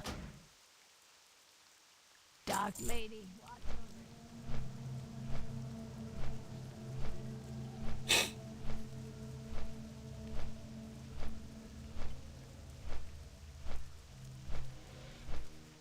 Yeah, I don't know why they implemented it like that, that when you get a low-level pet, you don't... The pet should always get experience, regardless of what you kill.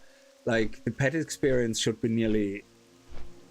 Like, I mean, I can see the other being a problem as well. If you get a level 10 pet, you would have to spend time killing mobs that are lower level than you, that you don't get experience, but your pet get experience. So I do get why they did it, because that way you can basically continue leveling and continue doing quests while your pet levels up with you. Yeah, so it's more proper, you know. But it is tricky because you have to keep your pet alive until it's leveled up, which is the same as you playing without a pet.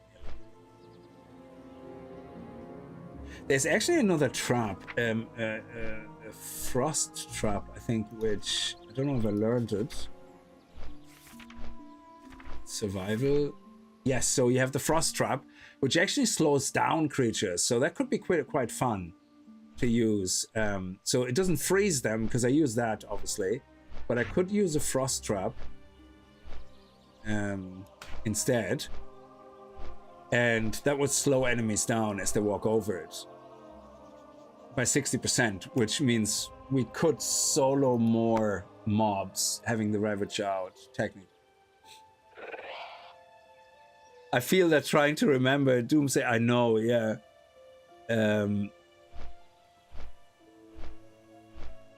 Yeah, the level 17 Ravager, the reason I didn't take it, it didn't have Bite. So it only had Gore rank 3. And I think I already have Gore, actually, learned. Let me see. I have Gore rank 2. Oh, I don't have Gore rank 3, yeah. But there's other mobs where I can get Gore rank 3 from. But yeah, my pick is using Gore as well. But it didn't have Bite, so it doesn't have the extra attack skill. Meanwhile, the red one, which is only level 10, has the actual extra attack skill. So if you look at that guy here, he has Bite rank 2, and the other pet doesn't have it. Yeah, so if you looking for extra skills, yeah, the level 17 only has Gore, and that's it. Oh, you can teach it Bite, yeah, if you have it, yeah. But if you teach it Bite, I think if you teach it, do you have to spend points on it? I'm not sure. I know Bite rank 2 costs 4 TP, so you will have to spend TP points to teach it. In this case, I don't have to spend TP points on it. I guess. So yeah, in the end of the day, it doesn't really matter because you can reset all those points. So I can go to a pet trainer and just reset all my points of the pet and just reteach it everything. So it's fine. It doesn't really matter. Yeah. So we can see if we can try to level with it. It's not too bad. You can give it a try. But anyway, I need to put my heartstone here. Hail. Walk with the Earth Mother. And we have to kill some Highland Raptors. And we have a mount now, which is amazing. There we go. They're level 34 though. Which is 2 levels below me, but so I should be fine. I might actually just do that to slow them down.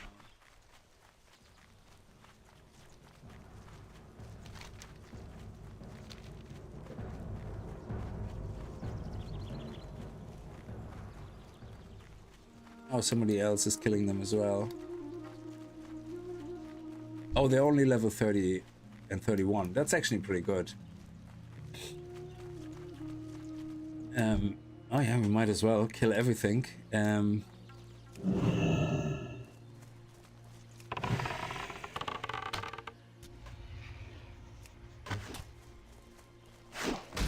Oh, it didn't trigger the trap? No?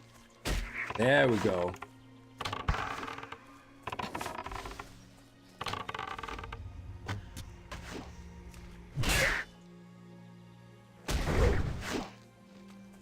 And I suppose you can go to and fro the area, so they're constantly slowed down. Yeah, that would be a tactic then we could use. Don't use gore, just keep using bite. Okay, gore is great, but it doesn't. This one has a cooldown bite, which is nice. Something that doesn't have a cooldown is really bad because it constantly spends the focus. Yeah, so we should be, if we can do our quest and level up at the same time, it would be great. Somebody else is killing all these guys, which is terrible. So, there we go.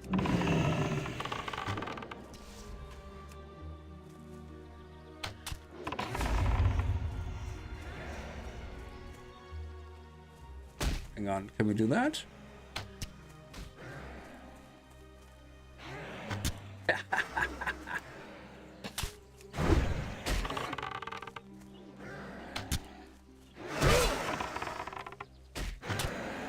So if we use this frost trap, we actually can use that to slow them down enough that we can constantly do range attack, melee attack. That is awesome. That is actually really good. So we keep our pet protected and it works really well. Works probably with the spiders as well.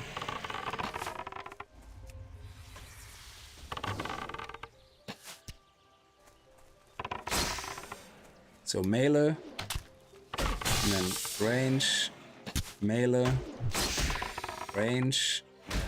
Oh, didn't get far enough.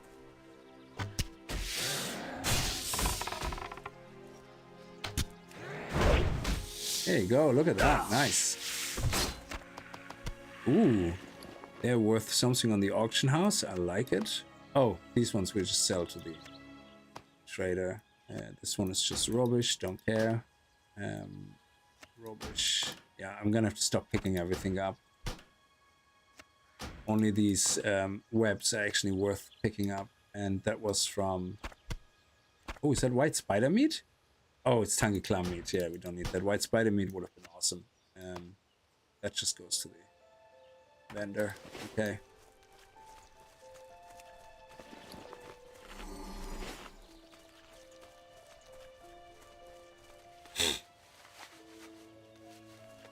Oh.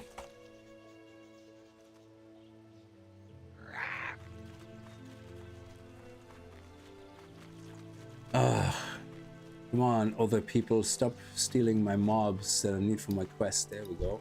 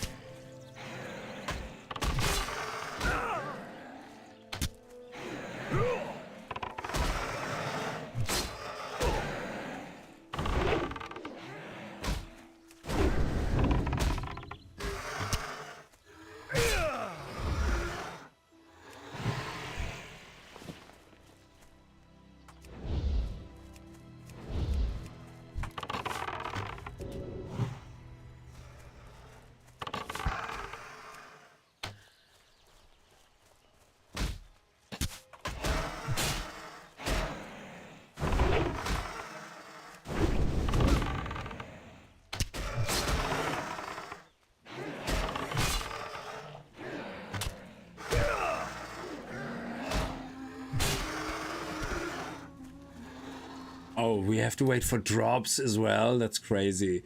So, how are you doing? Okay, you're nearly there.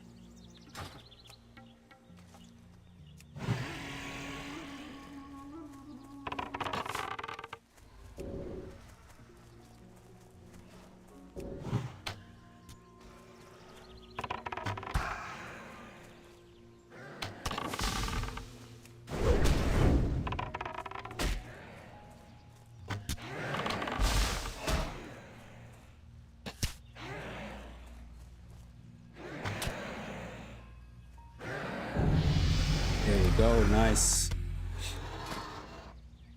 And now we just need to wait for your first loyalty upgrade and then we're good to go.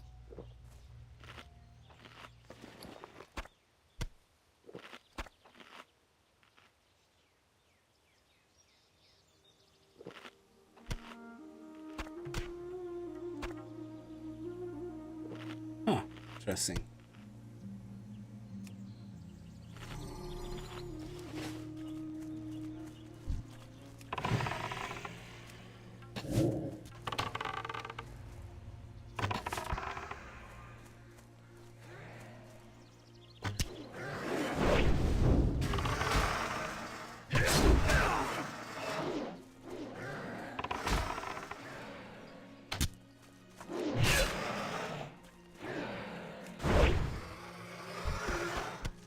Oh, what do we have here? Ooh, level 42.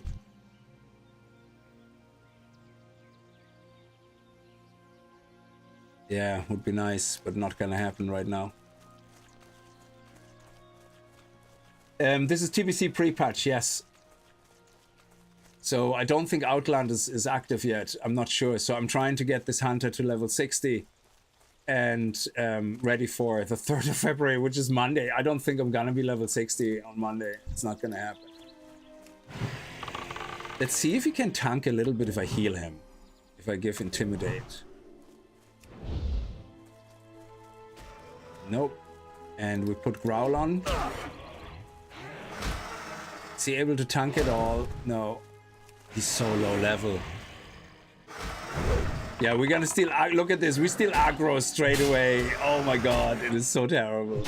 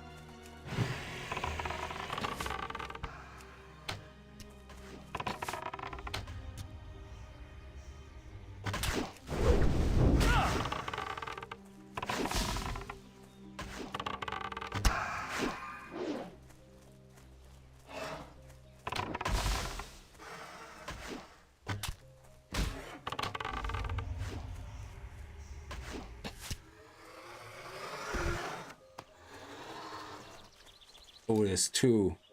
Oof. I'm gonna take on 2.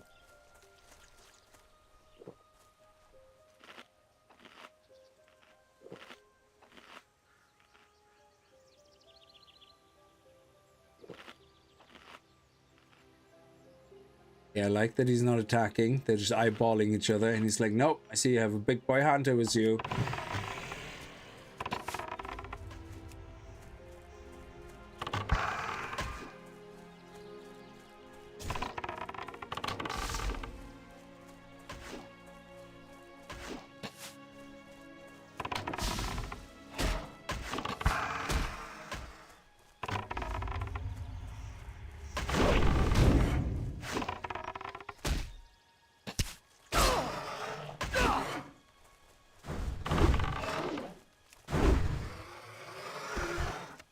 Is he nearly leveled up again? Yep, one more and he's leveled up again. Very good. We only have 3 eyes. Genie Mac, the drop rate is atrocious. But that's intentionally. It's like, you know, the game needs to make sure that you level up high enough at the same time. Ooh, nice. Is this silver? Yes, give me silver. That's money, money, money. No! Stop stealing my silver. No! Ah.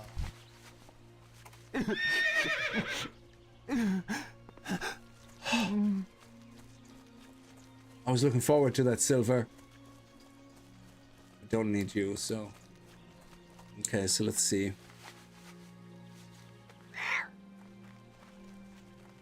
Princess? Nice.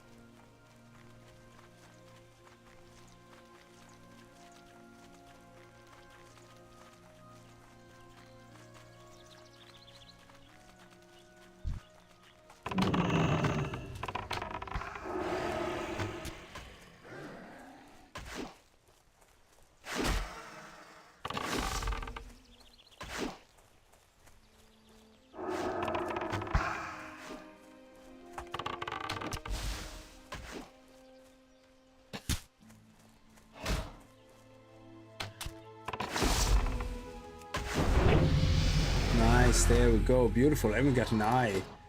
You have 4 talent points. Okay. Let me see. Do you have 4? So I can give you natural armor rank 1. Yes.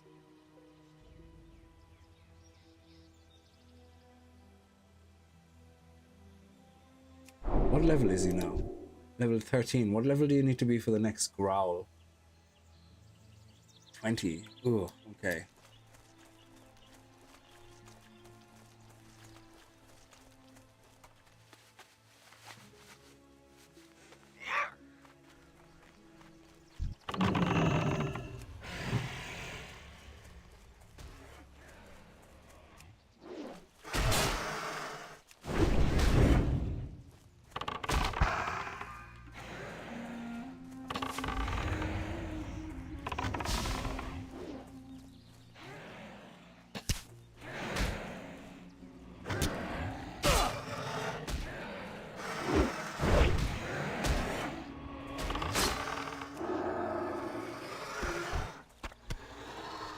No eye.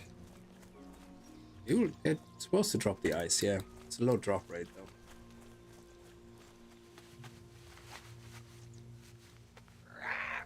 Another one.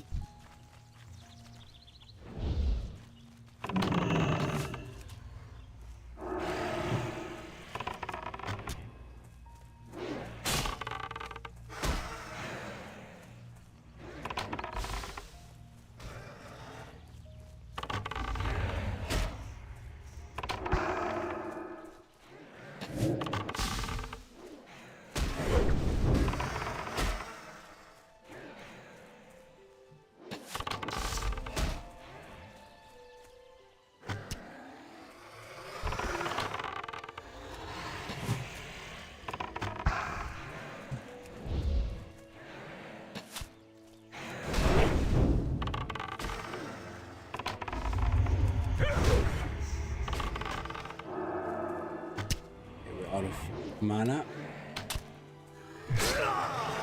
Nice. Yeah, suppose I could do that. I'm gonna switch him actually back to the pig, because that way I can just tank loads and loads of these and we don't have to worry about him dying. So, but yeah, that's how we would have to level him up. That's the problem. It takes very long. At least with the pig, I can kind of just continue questing, and then between streams I can just level up the Ravager like that. But it costs a lot of resources as well, because you constantly have to drink, and I prefer leveling up, conserving my mana. But the biggest thing we did is we got our mount now, which is great.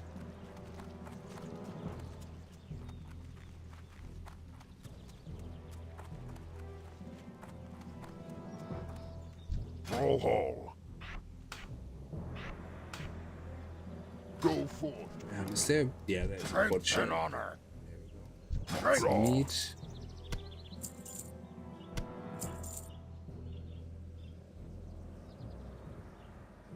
Pet food and rock eggs. Flesh we don't need. Sell that. Rock the hide we can sell here. That's quest stuff. And we don't need this. Okay, good. For the Horde.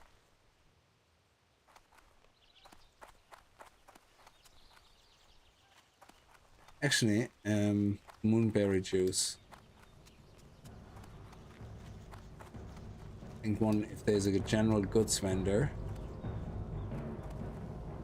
think there's one in here. What can I help you with?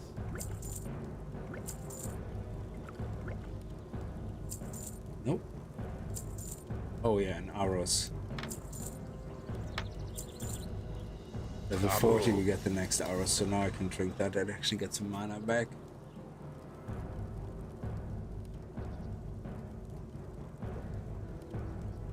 And my pet is max level right now as well. Yeah, level 36 and best friend loyalty level. Yeah, he has 2300 armor. He's a beast. And we also taught him Cobra reflexes, which makes attack speed increased by 30%. Damage done is a little bit reduced, but because of the bigger speed, you know, he does more damage. And I think we also got avoidance, which is AoE damage negation by 25%, which is good. Keep forgetting I have a mount now.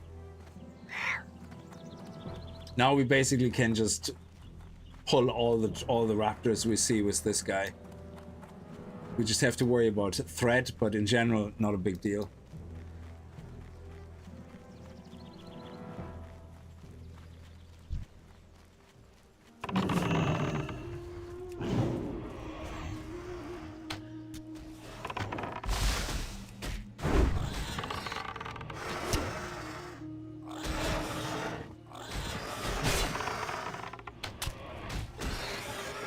Why are you so slow attacking? Like, that makes no sense. You're being annoying. Like my hunter, not...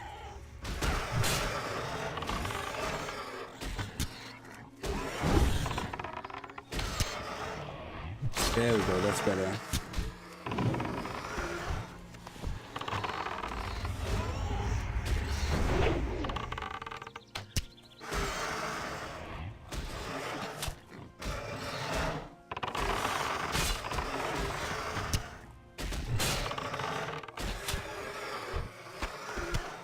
Look at that, and we're getting the eye drops now. That's good.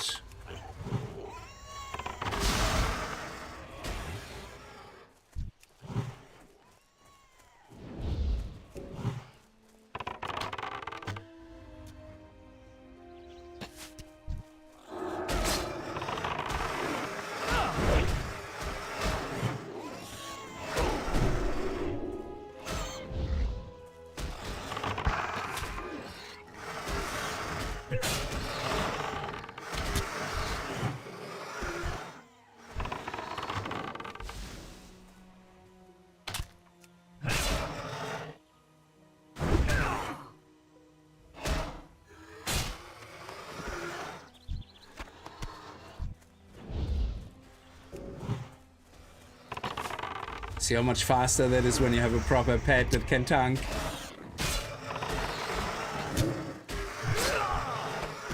Oh, nice. Combining? What? I don't know what that means, but...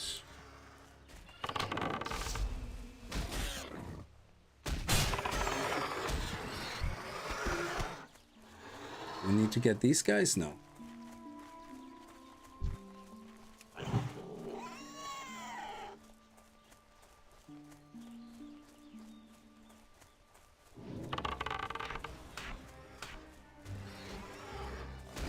We only need one more eye. So much faster when you get a when you have a good pet.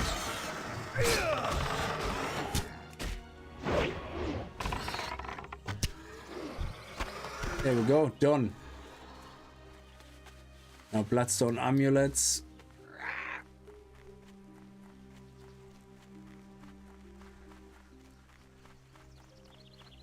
Whoa, what's happening with these guys?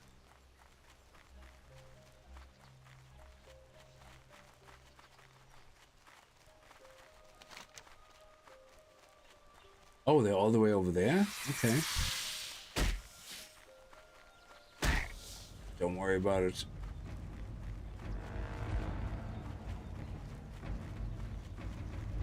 So, I was off stream. Between streams, I was doing an area here, and there was four special characters. Debris, no, that's the laborer. There's 4 special characters here, yeah? They spawn in this house, spawns 1 spawns here, and 2 spawn down there, yeah? And I invited people. I clicked on invite, and they rejected. So then the mob spawned, and I had my pet on aggressive, and I was just basically first, yeah? And then they sent me an invite, so I declined it. Yeah, said screw you. Yeah, so I got all the 4 mobs first and declined their invites, and because I invited first before the mobs spawned. So people play this game only inviting you when they see a benefit for themselves. So if you are that selfish, screw you. So another thing that pisses me off, Nathan, how are you? Is especially in the Blood Elf area, there is a quest for someone called Azeroth and Knucklerod, yeah, and they're 2 big elite bosses, yeah. So you need a good group of at least 3 people. No, I wasn't able to create a character on PvP. I only Alliance. I don't want to play Alliance. I only play Horde. The only time I played Alliance was for double agent achievement in retail. So you get a team together, and one of the, say I had a team of 5, so I got a group together, yeah, and said, yeah, we're gonna go hunt the 2 elites down. Yeah, they spawned very close to each other, so it wasn't a big deal. And you need at least 3 people because they are pretty tanky. There is no way. You need to be level 21, I think, before you can even attempt to solo them as a paladin. Yeah, so you need somebody to either heal you, or you need more DPS that if someone dies, they can, take the aggro. Yeah, and you team up with people, and then you kill one, and then half of the group leaves, and it's like, screw you. Yeah, if you only needed one of them, you could have opened your stupid mouth before you joined the group and say you're only interested in one, because then you wouldn't have gotten the invite. Yeah, or B, just stop being a prick and stay in the group until the second one is killed. Yeah, and so I think this is awful. Yeah, this whole selfishness about everything. So I stopped basically accepting group invites, and I do everything myself. Yeah, so end of story. Oh, that's good, actually. We need these guys. So the only time I'm accepting group invites is if somebody is looking for a group in chat and I need the same quest. I say, yeah, I stay with the quest, but I make sure everybody finishes in the group. So if I for example, organize a group to kill 10 spiders, 10 lions, 10 raptors, yeah, people join at different stages, yeah. I always make sure that I don't disband the group, or I don't leave the group until everybody in the group has all their kills. People who leave early because they got what they want, go die by stepping on a piece of Lego. Yeah, okay, don't die, but step on a piece of Lego and hurt your toes for 6 weeks. Yeah, because it's a really selfish, pricky thing to do. Yeah, and that is not at all how you're supposed to play this game.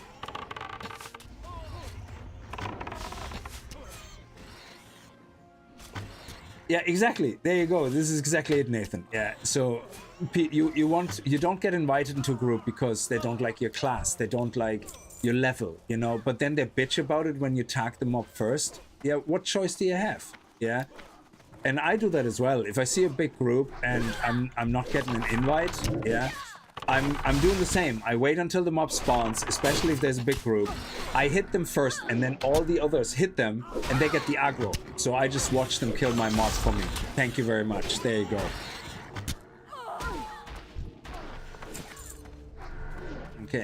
anybody left in here. So it's, you know, it is what it is. And so I stopped accepting invites, full stop. So if you happen to be someone that plays here on Thunder Strike and you saw me and you sent me an invite to kill some mobs and I declined and kept killing the mobs, that's why I just do not see any purpose. Because what happens is I accept the invite, you get your 2 kills quickly, and then you feck off, and I have to kill the rest by myself anyway. So, you know what? Screw you. Just no. If you don't stay until everybody has their kills, then you don't deserve an invite. You don't deserve a group. That's my opinion. Okay. No. Don't. I don't know. It's a bit of a pet hate, you know? Because I'm more than happy to spend extra time on finishing your stuff, but I kind of expect the same in return. I'm actually going to leave you in here. I'm going to leave you here on aggressive. There we go. You stay here. Attack anything that's coming your way. And I'm going to go over here and try to find more of these guys here. Oh, actually, I can go and track hidden. Should probably help.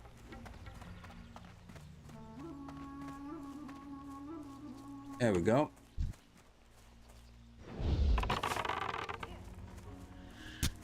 So I can get my pet to attack this guy, and then my pet will go back here and wait for instructions.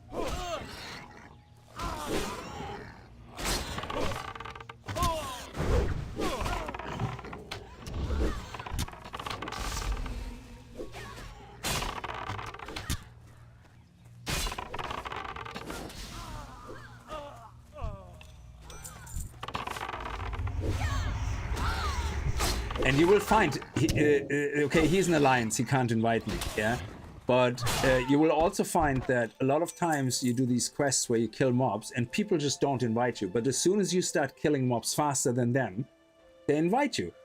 Screw you. Either send the invite straight away and stop being a selfish prick and only do it when you are not doing it faster. You know, that's, nope. Tough luck. It is what it is. Let's see. I don't know where they all spawn here, but I didn't learn Flare. That would have probably been useful.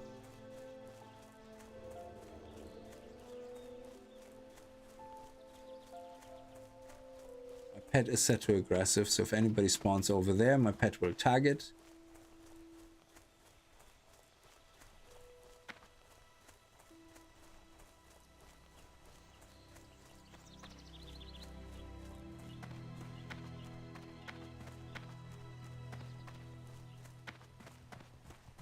Something in here? Somebody just... Oh, yeah. Somebody else had their fire drop and I got the first shot off, though. That is crazy. I love it. They had their pet here and they still didn't get the first shot on it. Oh my god. How slow is your pet, man? There you go. Thank you for the kill. And you know what? I leave a fire trap here as well. Good for you. See, hunters have all these multiple tactics they can use, which is great.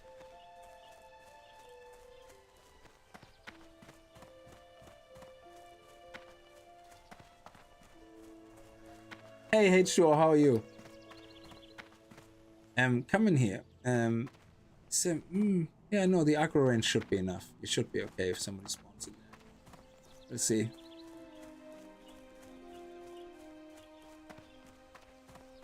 There's a lot going on inside here. Could put a fire trap in here, actually. Yeah, let's do that. Fire trap in here. Go back around the back. Let's see if anybody of them spawned. You see, this is where people should just team up front. Now, he's alliance, like I said, he can't, yeah. But people only invite you and team up with you when you start taking all their kills.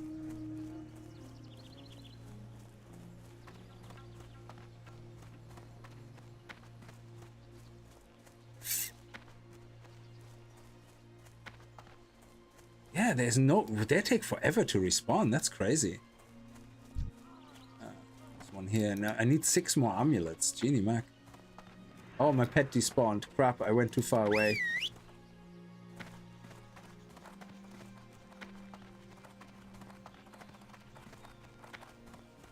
Oh, there's somebody over there. Yes. Go, go, go, go, go.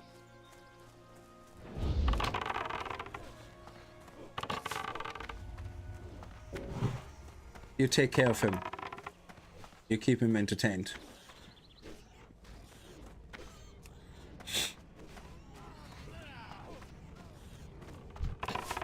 Ah, crap.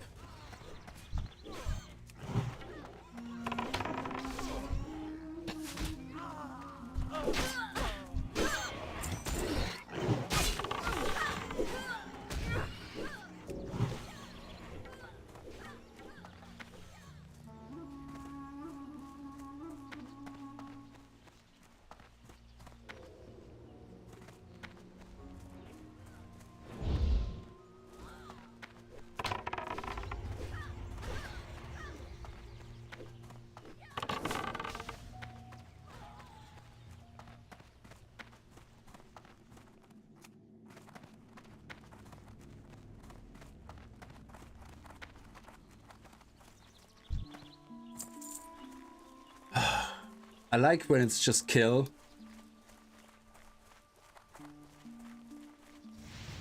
Oh, it went off. There's somebody there.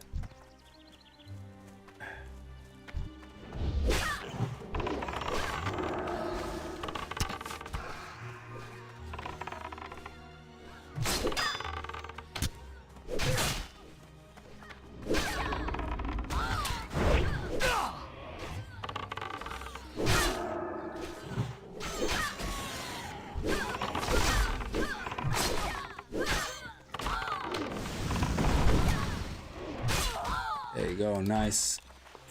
Oh, we didn't get an amulet. Oh, we got 1. That's crazy.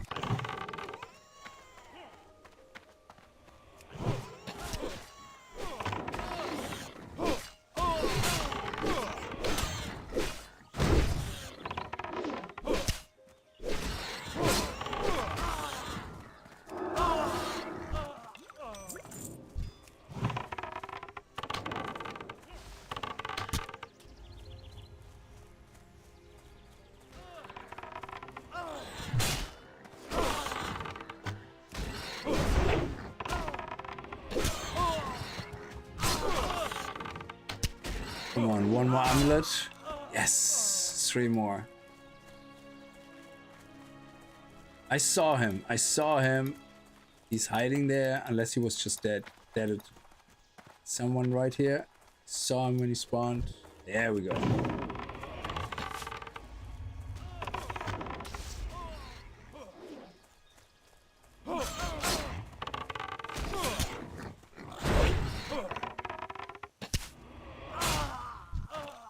Yes, only 2 more.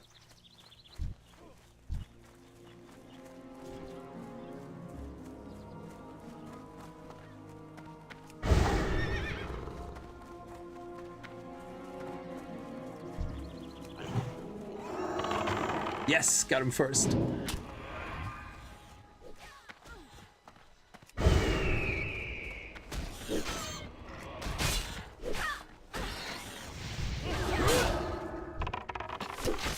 Okay, here we go. Nice.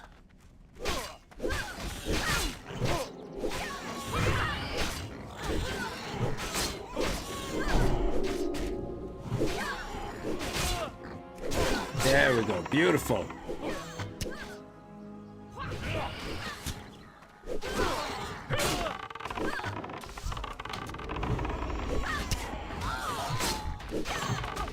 Gotta love my pet.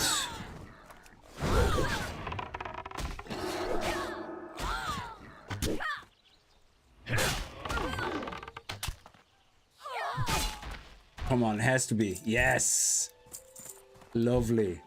Nice. And we're done. We don't need you anymore. Oh, we do. Still need 1 more. Really? Okay.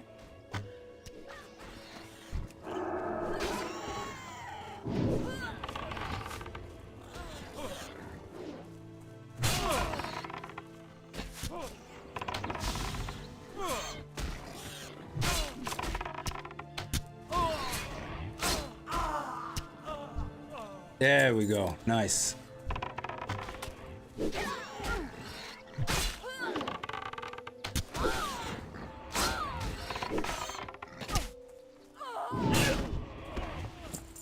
Oh, okay, okay. Easy now. You can take it easy now.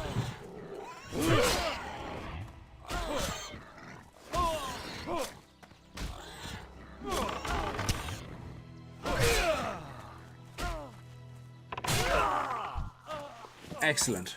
Okay. That was good.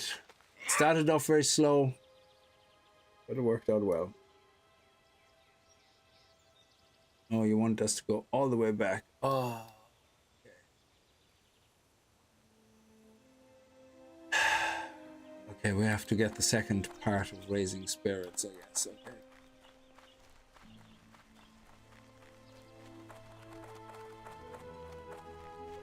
So we have to head back. Welcome to the new kids. Hans York, how are you?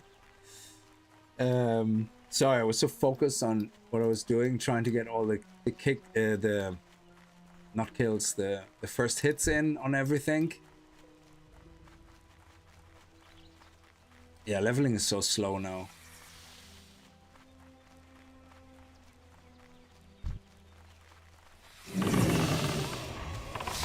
Level 35, level 36, nice.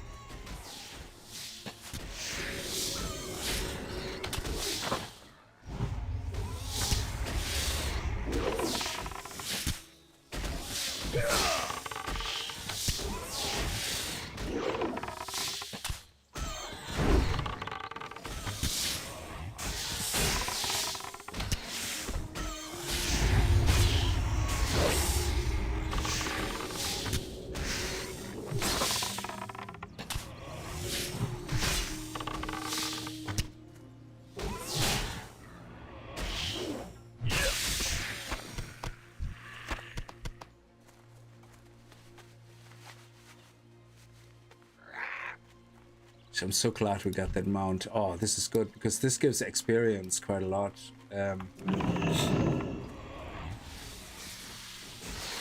Let's see.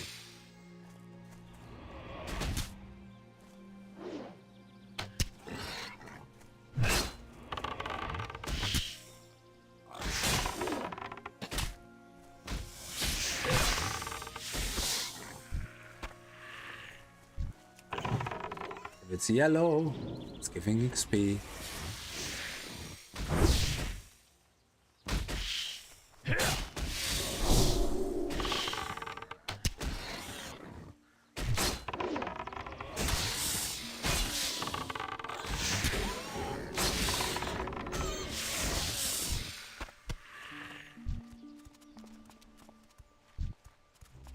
The lower level now.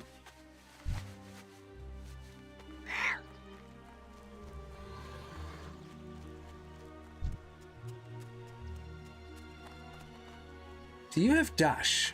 Oh no, that's a bird. Okay. Actually, do the dinos have dash? Because we could... Ooh. Yes, we got experience here for... We get mining experience. Possibly in mining level. Yes. Oh, inventory full. Yes, because of all the spider crap. Spiders drop so much useless stuff. It's crazy. Don't need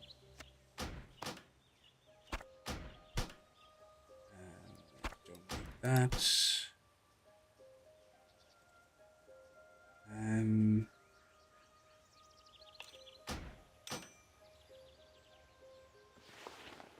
Sell that. And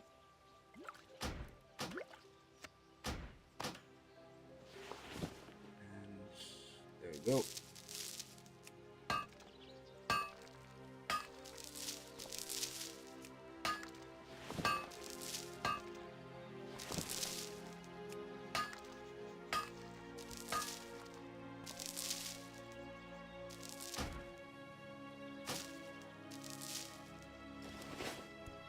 So these guys here, do they have dash? No, they have nothing. Okay. Yeah. So I have to see which pet would have dash so we can teach that to our Ravager. But we need something that has a rank 1 dash, because if I only learn rank 3 dash or something, then my Ravager can't learn it until he's level 30 or something. So if I want him to have the low level dash, then... Oh, this one he would be great for AoE farming, I think, from a mage. There's no casters here. That looks amazing. Horde is a tad more selfish.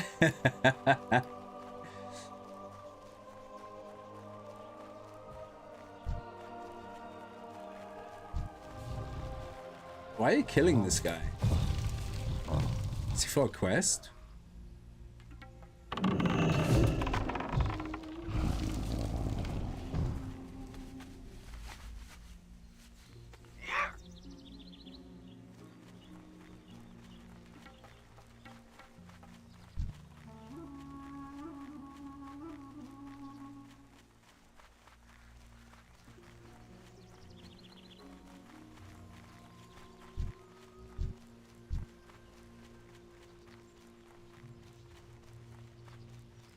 Actually, I can look it up on Wowhead. So dash the skill. You can actually check dash rank 1.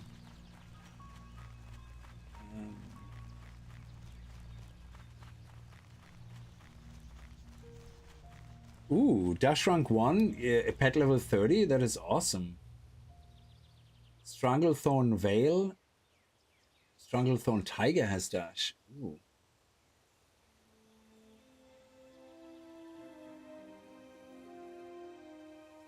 Desolate, Duskwallow March, Badlands, Swamp of Sorrows, Stranglethorn, Badlands, Desolate. Yeah, we have to go back to Stranglethorn Vale for a Stranglethorn Tiger.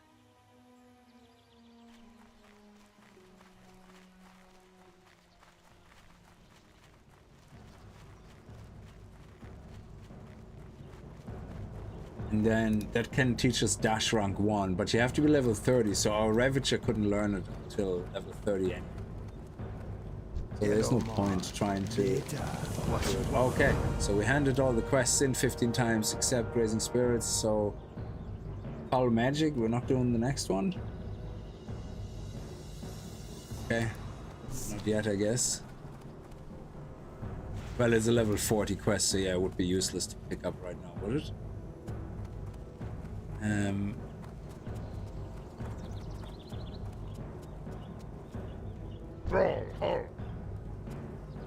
Strength and honor. Okay. I have to wait with him to finish whatever he's doing.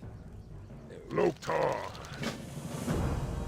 In Raising Spirit, back to him.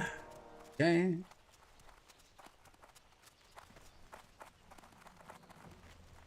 Relax. What you want? Okay, Guile of the Raptor. Now we have to get Raptor Hearts and grind until 37. Awesome. So I love these little guides. Like they tell you, you know, what you should be grinding for, which is nice. I love it. So we have to head over here, and we're nearly 37 anyways, so we don't have to grind as much to get 37.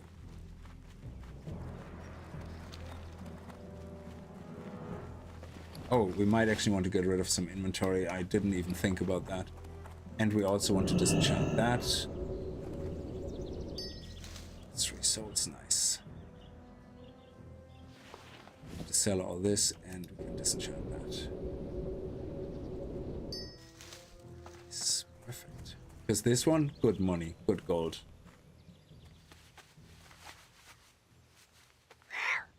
I'm gonna come and eat him. The original pizza, delicious. Yeah, no, I always play. If you look back at the channel, I always play WoW, like every now and then. But with TBC coming out, TBC was my favorite expansion. Well, this and Wrath of the Lich King. So TBC is just, I suppose, my number one because that's when I started playing WoW, and it has all the biggest memories in it. Do we have somewhere where we can? Yeah, there. Where we can repair basically to make sure. So, is there actually any iron here in Arathi Highlands? Let me see. Arathi Highlands, so iron. We make an iron root. Iron deposits. 144, nice. And loads of silver. So silver and tin is here. So let me. So we no longer need tin. So let me delete this route here first. And make 2 new routes because silver is good for money. And iron is what I need right now to level up. So I'm gonna do iron. And I can't. The gold is. I need to be 120. No, I think I need to be 145 for gold. Not sure. So let's leave it separate. So let's do iron. Create the iron route. Lion color, make it kind of irony looking. There we go. Gray, maybe. It has to be visible, so it should be bright. Optimize route. Foreground, that's fine. We're not going to close that unless we get visual artifacts. Then we're going to do another. And we're going to make that silver. Silver and iron, so I should probably make the iron one more orangey dark. That. And then add silver. Silver. Great root. Line settings, make that silver. There we go. That, yeah. And then optimize in foreground. And again, if there's artifacts over there on the map, gonna show up there. So, you can see this is the iron one. And so we actually can. If I hide this, you can actually hide them, I think. Yeah, hide root. So we can see this is silver. This is a bit crazy one there. We have to take that. So edit root manually, edit root, take all this out. I'm not going to go into the water. It's not. So it's just nonsense. Thank you, thank you. Oh, crap. Thank you, thank you. And I think that's it. No, there's a bit more to take out. Edit route. Oh! No, that's fine. So cancel edit route. No. Hang on. That is all nonsense. This is much better. Yeah. Save route and silver. Line information. Oh, there's the line settings. Right. So yeah, that is a much better iron route. So silver. Edit route. We're also taking out this crap here. Nobody's gonna go. God damn it.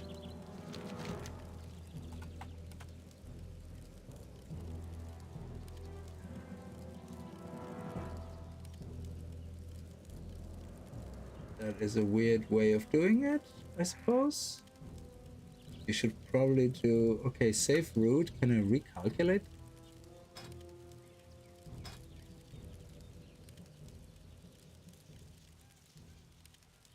Yeah, that's better. And we probably should do the same with iron.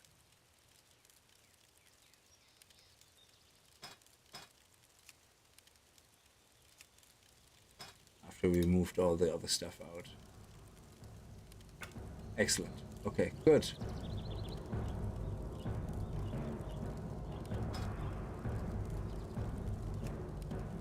Beautiful, because there's no point having shit show up underwater. So I don't know why it does that sometimes.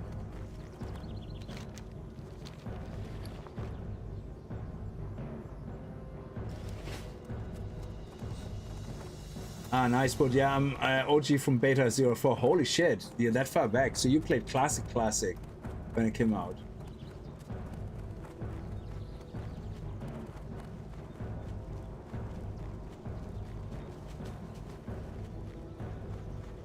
So at least now we can keep an eye out for iron, because we kind of know where it is. Actually, I should put my find minerals on.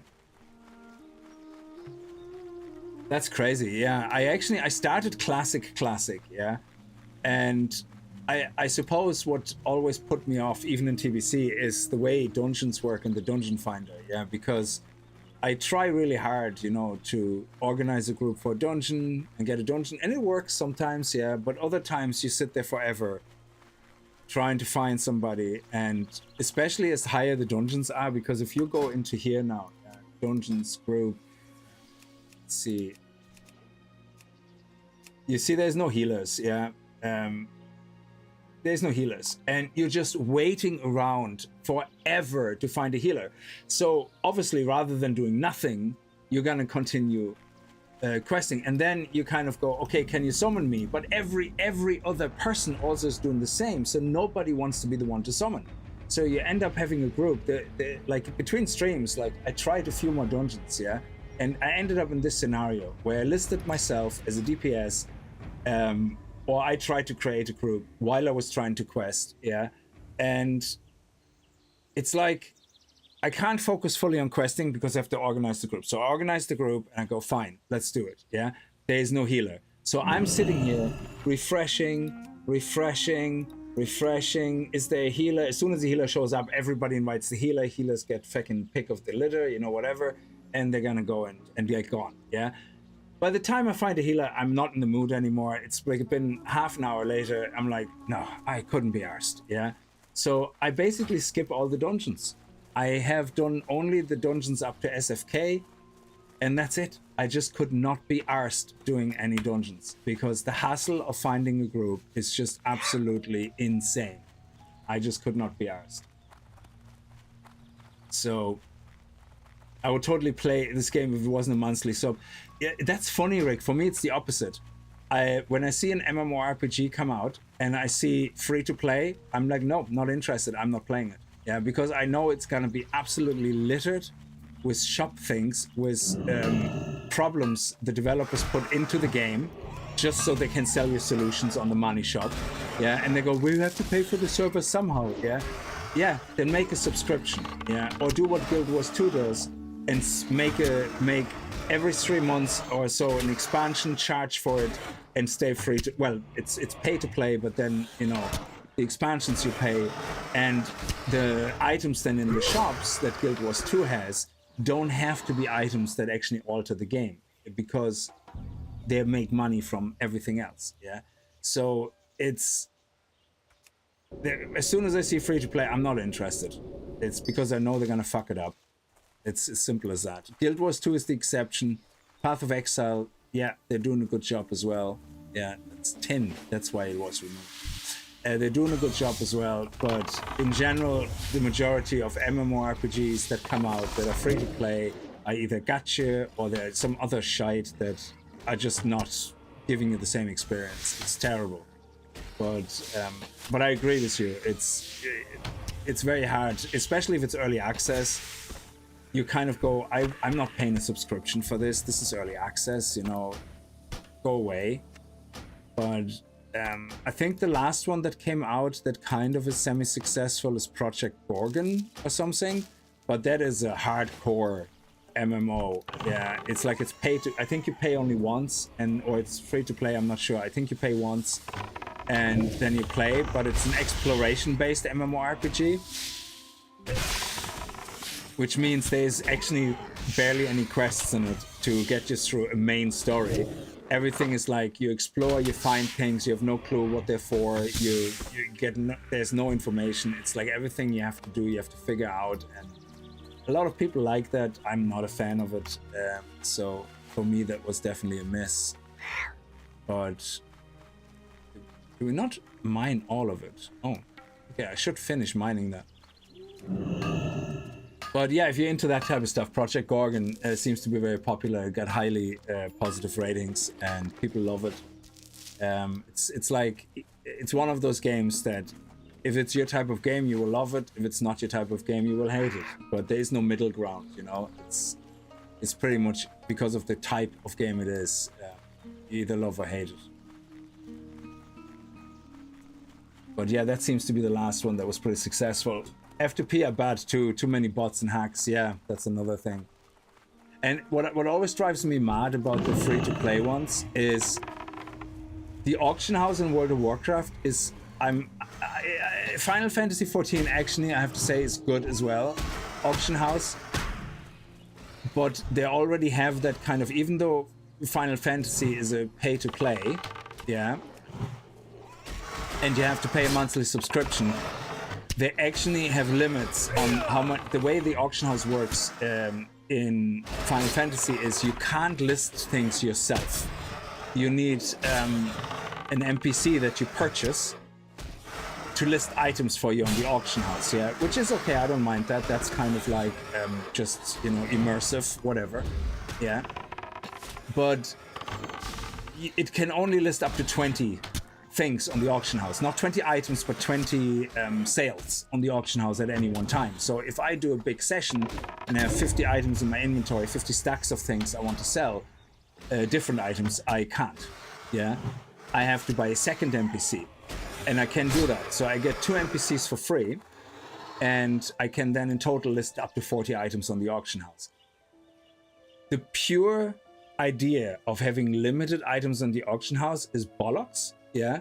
Because it doesn't stop there. If they would do it for everybody like that, fair enough, no problem, yeah? But what you can do then is you can, I think, with a monthly payment, with a monthly additional payment, you can get another NPC, or up to 10 NPCs, yeah? So you're now basically holding me hostage, because if I start paying that, and I have another 2 NPCs that I pay like a $5 each or something a month, yeah, for, to list items on the auction house, I just turned this fun little economy game that I have fun with listing items in the auction house, making money in game, into something that costs me more real money. So now I'm a little bit taking it more serious, and I'm getting more competitive trying to sell things on the auction house. But not only that, if I have 60 items listed on the auction house, I'm forced to continue paying the rent for those NPCs, because otherwise I can't list all those items, yeah? So I think this is where Final Fantasy, to me, is the biggest load of shit, yeah? That intentionally designed a system with limitations to sell you solutions to remove those limitations. And that is what is dick move, absolute dick move, yeah? So I only use the free one, and I list my 40 items, I don't care. So the auction house to me is, for that reason, compared to World of Warcraft, second. World of Warcraft has the best auction house system, hands down, in my opinion. It's, well, not retail, the way it was before retail, with the crafting and all that. Well, the auction house system is still good, to be honest. Like, it's still the best, I guess, but the way you make money now with crafting things is just not the same anymore, but it is the best auction house system in any game I ever played.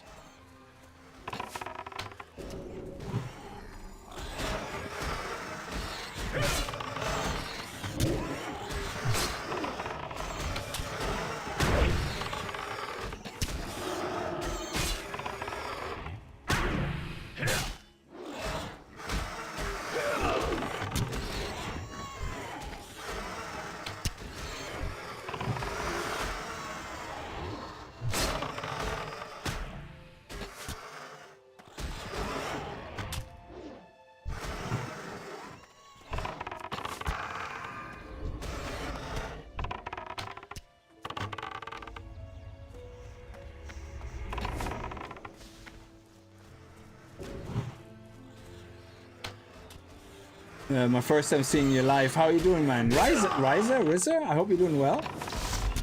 Yeah, the LFG bulletin board, is that better, yeah? Because that's the only reason why I really miss the RDF tool, like, you know, from retail, because having to find a healer is just so painful. So I'm actually considering on also leveling a healer, but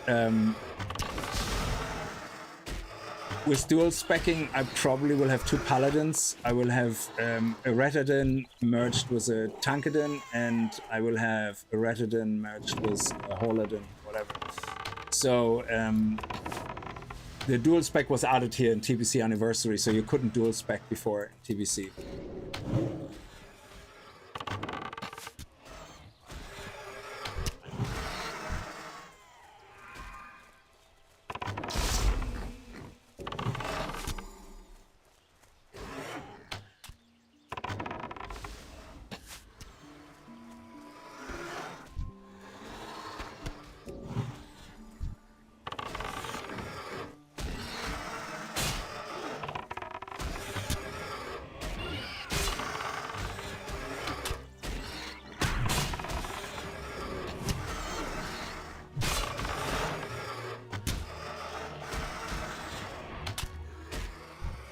right, I think that was a really good little rush we had there. Look at you. We need to heal you now. And I need to get some mana back. Holy crap, that was good. Good job, Pork Chop. Like Chrisser. Oh, Risser.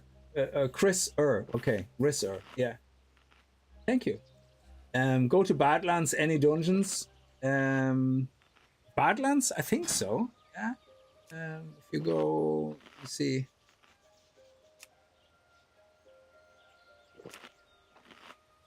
Olderman, Scarlet Clavers, that's what I can do right now. Razorfang's down. I don't know what dungeon is in Badlands. Let's see. I go Badlands, Burning Steps. Where's Badlands? I don't actually know. There, Badlands. Badlands has Olderman, 41 to 51, and that's it. Yeah. So, but that's the thing. If I want to do, I think in Classic it makes more sense that you say, okay, let's have an evening where we just do the one dungeon, yeah, and then you spend like 2-3 hours just running the same dungeon, get a lot of experience and get all the drops, yeah, between you and the rest of your team. But that's not really how I like to play the dungeons. I kind of like that the dungeons are breaking up my game, so I like to do a little bit of questing, and then when I get bored of questing, I'm kind of queuing for a dungeon and maybe run 1 or 2 dungeons or 3 dungeons, and then I go back to questing. But having to do the whole traveling and then hardstoning back and it's just, I don't know, it's just not for me. Like I was, but the bulletin board mod, I'm actually gonna get that and see if that helps with the whole healer problem, because that is right now the biggest issue. Finding groups is so slow because there's just no healers. And yeah, sure, I could join a guild, you know, but then the moment you have a guild, the problem is you have to stop doing what you're doing and you have to join other people for what they want to do. So it's not like what in people's head, what they think when you join a guild usually is like, oh, I join a guild, we level up together, we do dungeons together, it's gonna be great. No, what happens is everybody's a different level. People say, hey, can you help us in the dungeon? You're part of our guild, so stop what you're doing. I don't give a shit if you're questing, help us in the dungeon. So you help in the dungeon. Then when you get to the part for the dungeon, you say, hey, can anybody run the dungeon with me? Oh, no, sorry, we're just doing another thing, we're higher level. Or, oh, I'm not the level yet. The guilds don't sort that problem out either. Yeah, they do a better job at it because you have more likely a lot of people on the same level than you, but they don't solve the problem either, because the reality usually is that everybody's on a different level, different speeds, they are on at different times, so you're basically having the same issue, which is very hard to solve. So I would like to see Season of Discovery with classic TBC and RDF. Hunters can have as many pets as they want. That would be awesome. No limits on pets. But still, get rid of the ranked skills. But that's it. So don't have the leveling experience exactly the same otherwise. You know, I don't like the retail leveling experience. It's too rushed because of all the expansions and all that. So I would like to see a nice Season of Discovery that tries out different things, you know, that puts the RDF tool in, that, you know, puts a lot of quality of life in, but doesn't make it retail, you know, just some of the stuff that retail has, that's QOL. It would be, I mean, that's what Season of Discovery is for, I guess, you know, try to merge certain things together, create something new and see what works. I like that WoW lets you use gold to buy tokens, which can then be made into Battle.net balance, so you're not even paying real money. I like that as well. At first I was like kind of against that, and I was like, Jesus, that's like Guild Wars 2, allowing me to buy gold with diamonds, or diamonds with real money and convert them to gold, because then I can just buy all the good gear from the auction house, basically with real money, and I win. But Guild Wars 2 has that problem solved, because Guild Wars 2, when you join PvP, your gear gets normalized. You can't. So you can buy the best gear in the world from the auction house, yeah? And it still needs to be crafted though. You can't actually outright buy it, but you have to buy the crafting components and then craft it. So let's say if technically it gives you an edge to get the gear, yeah. But when you join PvP, all the gear is normalized, so all your super gear makes zero difference, yeah. And that's why I don't have an issue with it in Guild Wars 2. In World of Warcraft, at first I had an issue with it because I thought it was kind of the same, but then I was like, no, it's actually really good because it solves not only the problem of gold bias technically, yeah, because you can just sell technically your gold, you buy tokens, you can sell them, and then you get real money and a balance in your system, you know, which is great. I like that. So I think they solved a lot of problems with that. And it's actually a good thing. So people sometimes can buy the first month for with money and then earn enough in-game gold to buy tokens to continue playing for free, which is awesome. We have to go where? Grind. Oh, grind here till 37. Okay, that's good. I will do that. Thank you. Because these mobs are all a good grinding level. Let's see if we can get all these guys involved into the pot here. There's one more.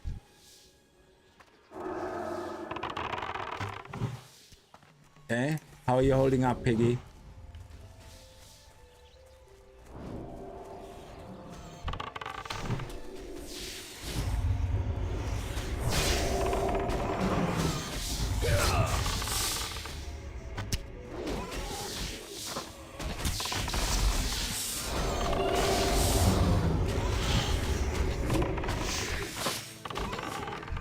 Okay, I'm gonna put this sting on everybody so they don't hit that hard.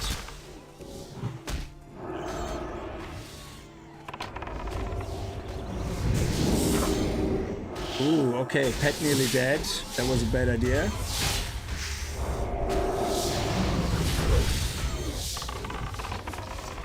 Okay, trying to heal the pet. Do a multi-shot if I can. No, I'm out of mana. Crap. Okay. And pet just about still alive. Oh, okay.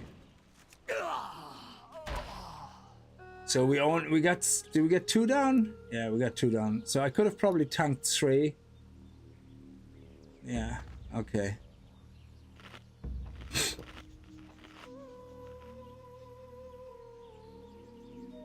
So it's better to chain pull, I guess, very quickly, especially if there's no competition.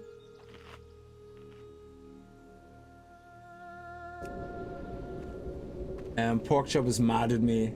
No, I looked at the rest of this XP add-on, but I'm not paying $50 for leveling guide. It's not gonna happen. It's like, that's atrocious, seeing that all the information is kind of for free there anyway, and we're not paying for somebody just to copy information that's in a video from somebody doing a speed run into an add-on. Like, that's no, not. So I have the free guideline add-on, which is just helping me kind of going into the right zones and all that. So I don't need to speed level, you know. But yeah, if I would probably want to do, but you see, in a way, I think if you have a too efficient guide, you might as well go back to retail where leveling is meaningless, you know, and you just go to endgame.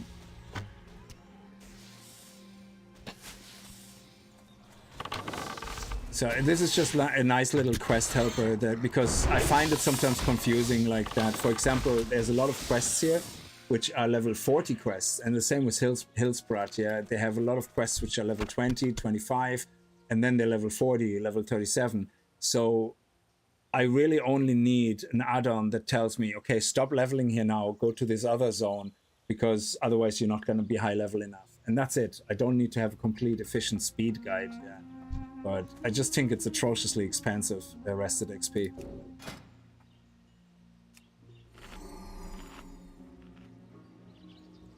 Yeah, if you get the free one for level 1 to 20 or even 1 to 30, whatever it is, like, yeah, that's really good. But most starter zones are very self-explanatory anyway. Yeah. Like, especially the Blood Elf one, and it's just so easy, you know. There's the only bit confusing is in Ghostland,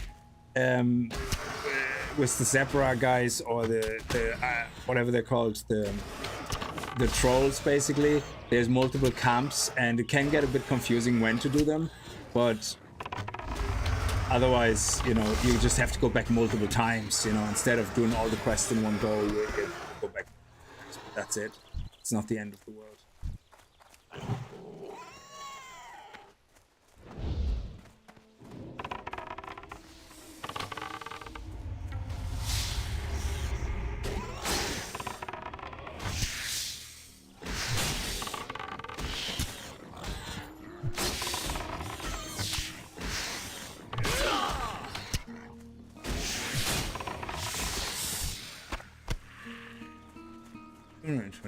Oh, actually, you know what? We found these guys. They're nice high level.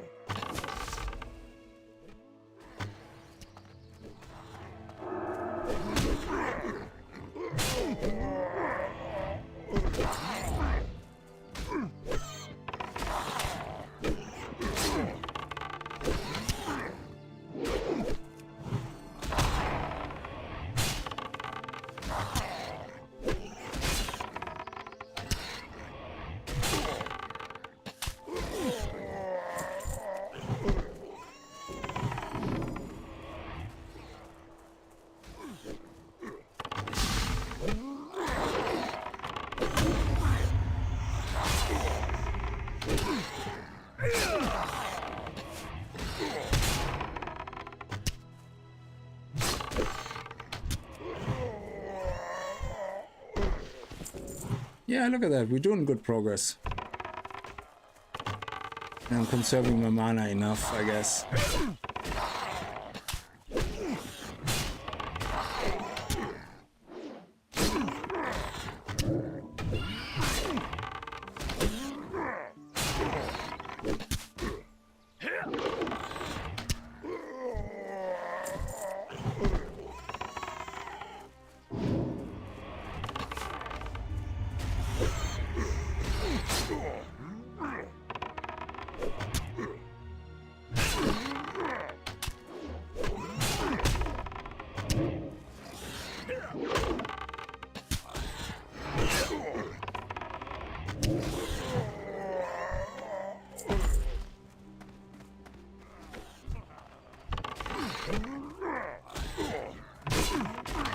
What do we have here? Iron deposit. That's our first iron. Okay, you dude, you tank this guy. Where's my first iron? I want to get my iron. Ooh, we might aggro half of these guys. Just a cheeky little. Just a cheeky little. Come on. Oh, god damn it. This is not gonna be cheeky or silent or stealthy.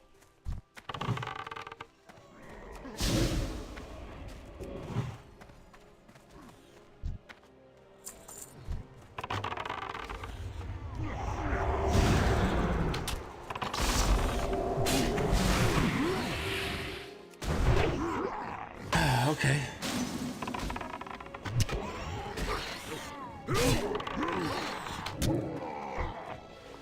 Yeah, let's chill out. Ooh. He's level 60. Oh, okay. He's not gonna aggro anything. No! No!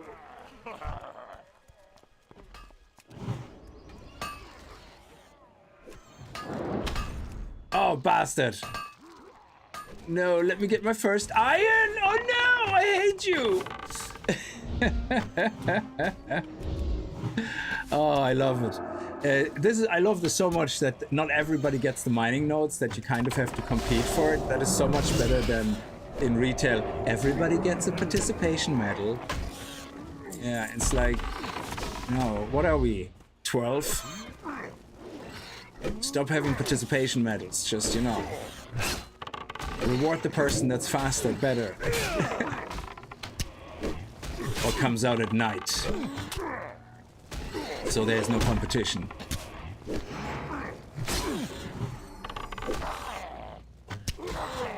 Okay. We have to heal my pet now. We have to give him some food. There we go. And get a new buff on us.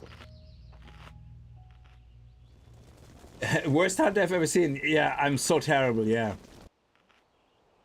Why am I mailing? Oh yeah, if you don't know why you mail a weave, then yeah, I am the worst hunter, sorry. Absolutely. It's, yeah, sorry. It's a terrible thing to do, I know. It's just awful.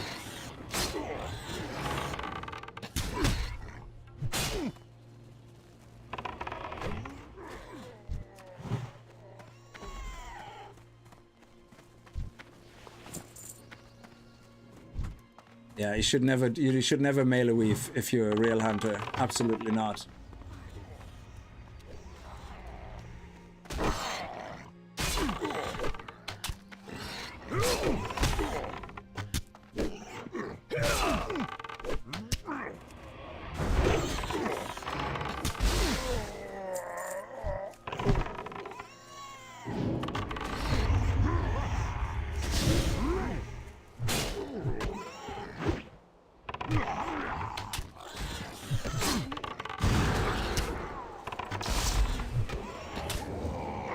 Come on, frozen.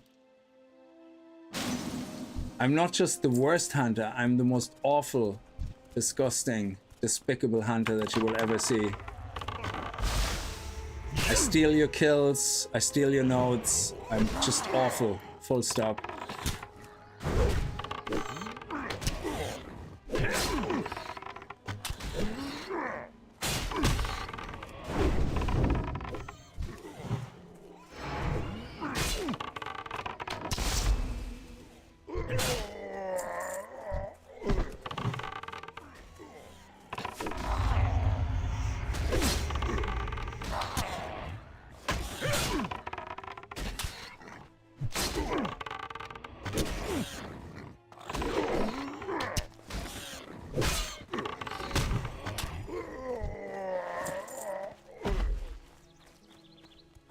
There's the next one, and I don't think we can grind here until 37, to be honest. It takes very long, even though these guys are level 35.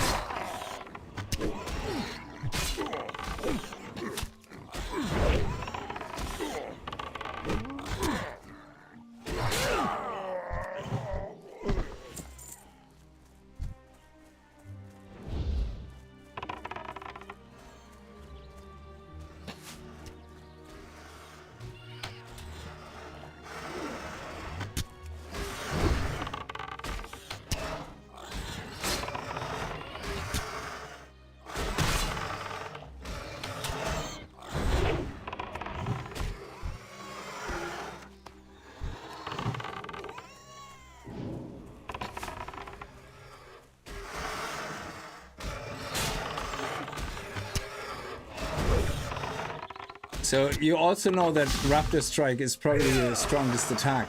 Just, you know, I don't know. What do I know? Sorry, your strongest attack per mana spent. So all your other skills spend more mana for similar damage.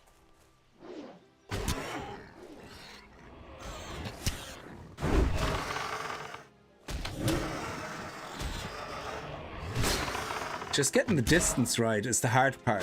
This is what I'm still practicing, to get that perfect distance right.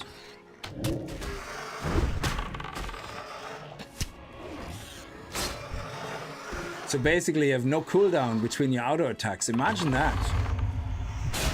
Because your melee cooldown is separately from your ranged cooldown.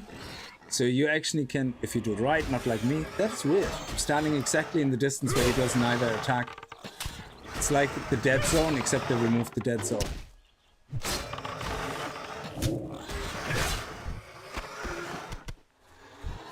So instead of having every 2 seconds an attack, you have an attack every second. So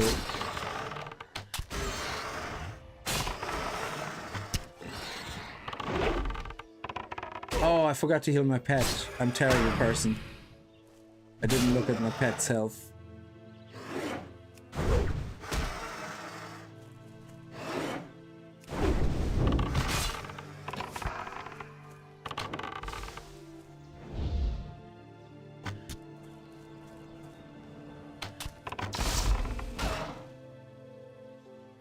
just gonna melee you finish, and then that's it.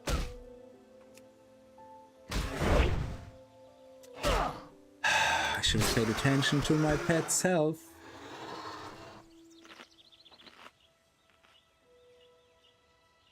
So the reason you melee weave is basically if you are grinding what I'm doing right now, grinding mobs for leveling up quickly, you don't want mana breaks.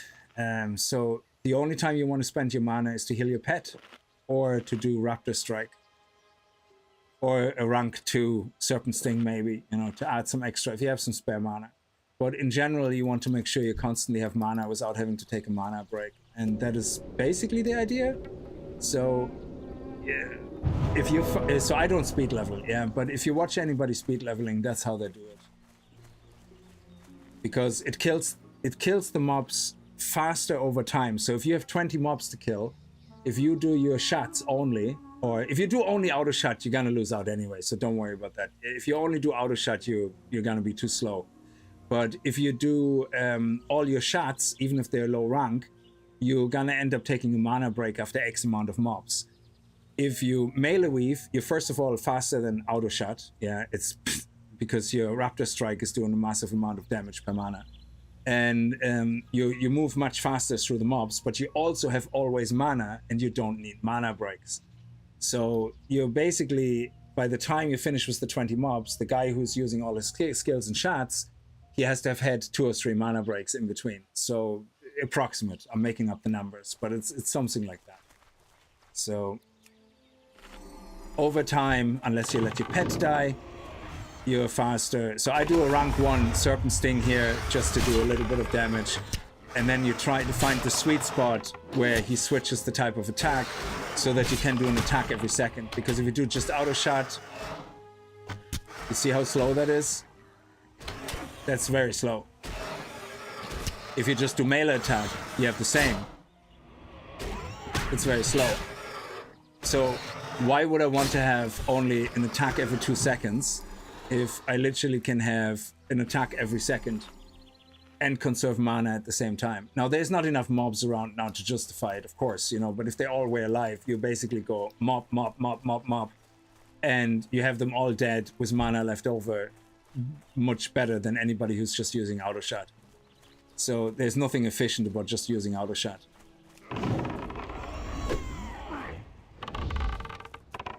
Oh yeah, Survival Hunter is pure melee. Yeah, absolutely. But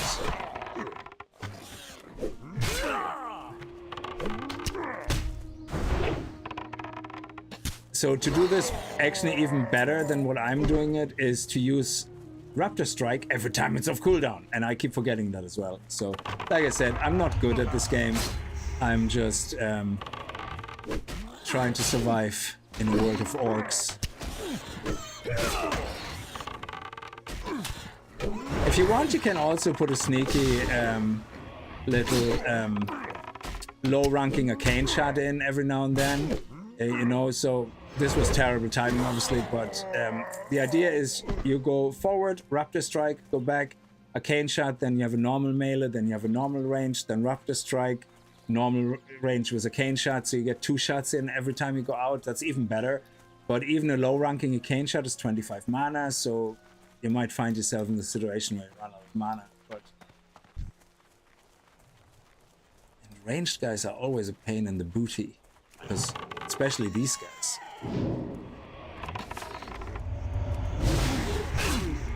Because they slow you down, so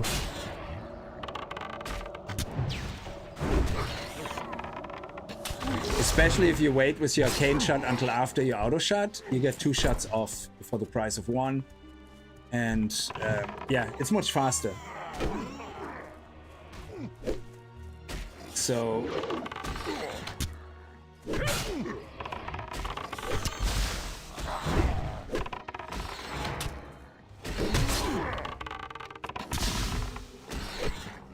yeah, I still don't have the timing down right, so the way I'm doing is probably not the best example, but any speedrunner you watch with a hunter does exactly that for that reason.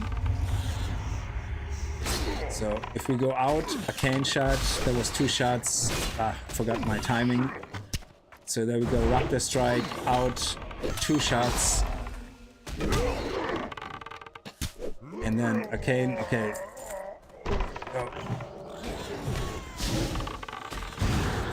Ah, okay, now we don't have a choice. Oh, look at that. We came close.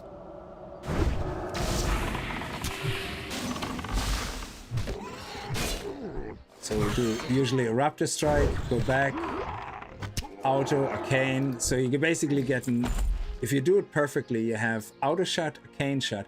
Actually, you can probably see it here. Let me see. If I can pull it off once perfectly, you can probably... where is it? Is it details? Is it details or what is it? There's a way to enable...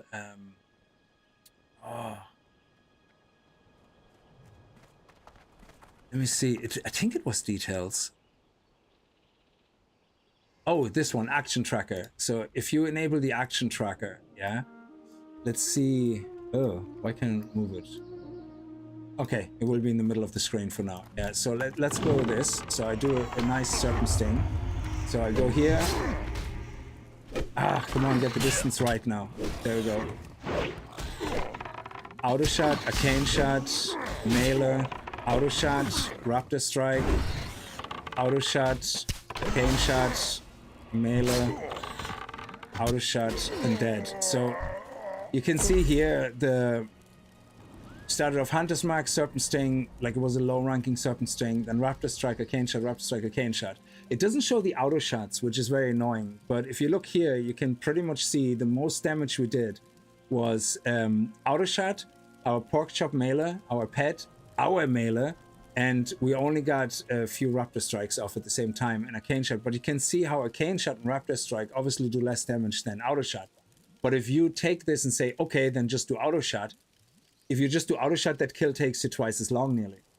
So I would like to see an add-on that actually shows you something like this with all the actions, including the auto shots, and then the total time to kill. Because that is kind of what matters, yeah? Because if you, I have all the mana still left as well, you know, so... yeah, so let's... Oh shit. I just removed the... Oh crap.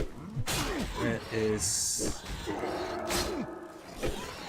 I want to disable it again. Oh crap. I accidentally removed the... Oh, okay. Let me get rid of this guy here for a second.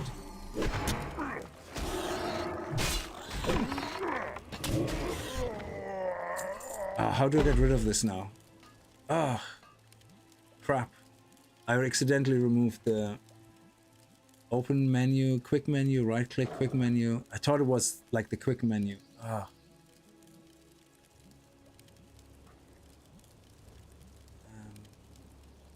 Hide minimap icon, no. One. Let's see. Options, add-ons, details. Where's details? Oh, it doesn't have it. Ah, crap. I want to get rid of the plugin. Crap. I can't disable it if it's hidden away. This is so annoying now. Oh, man. Can we just do a reload?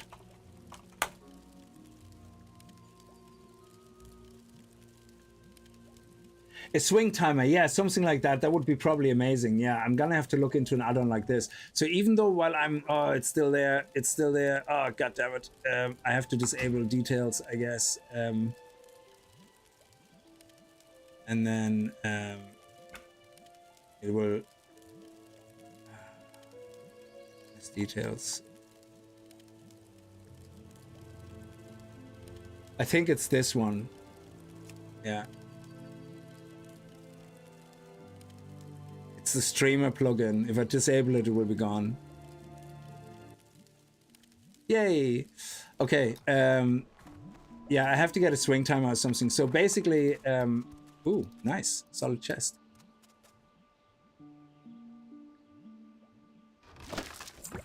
Ooh, inventory full again. Oh, these spiders! I keep forgetting. These goddamn spiders. So much crap on those spiders. Dun, dun, dun, dun. Oh my god, nice. Look at that. Whoa. That is pretty sweet. What is that? That is... Oh, that's nice. That's nearly a gold. Thick spider silk we keep because we're gonna sell it. Well, it's only 750. It's fine. We're not gonna collect more. Gold or 26 silver. Definitely want to keep that. And I'm gonna put that into my bank if I ever do a blacksmith. There you go. Get rid of that. Get rid of that. And we keep that. Beautiful. All right. And we also can get rid of that and put that here and have that here. And that here.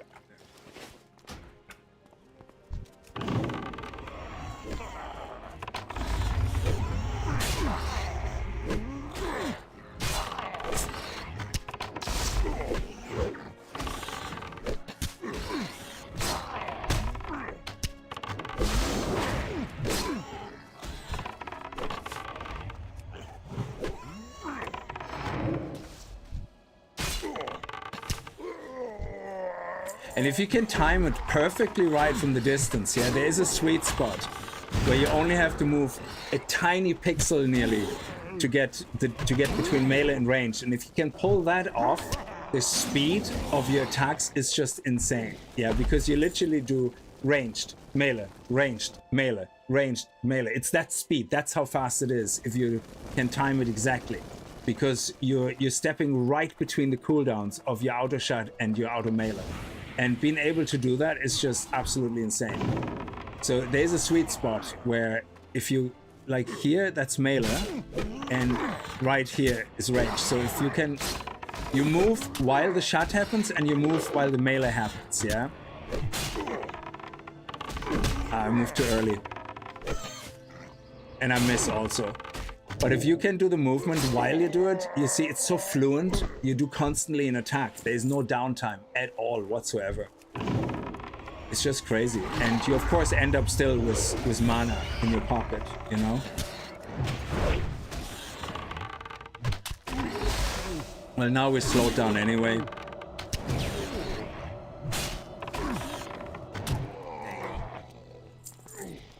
Now, of course, if there's dangerous mobs, like, you know, like strong casters, like in the Dalaran, in Hillsbrad, there's a... No, where is it? In... what is that area called? Not Arathi Highlands. Alterac Valley. This area here with Dalaran. Jesus, these casters, you want to kill them ASAP. I mean, you want to kill them so fast. Yeah, it's just crazy because they do a cast where they summon duplicates of themselves, yeah? And it's just, if you don't kill them fast enough, you all of a sudden have to fight 3-4 mobs, you know, which is crazy.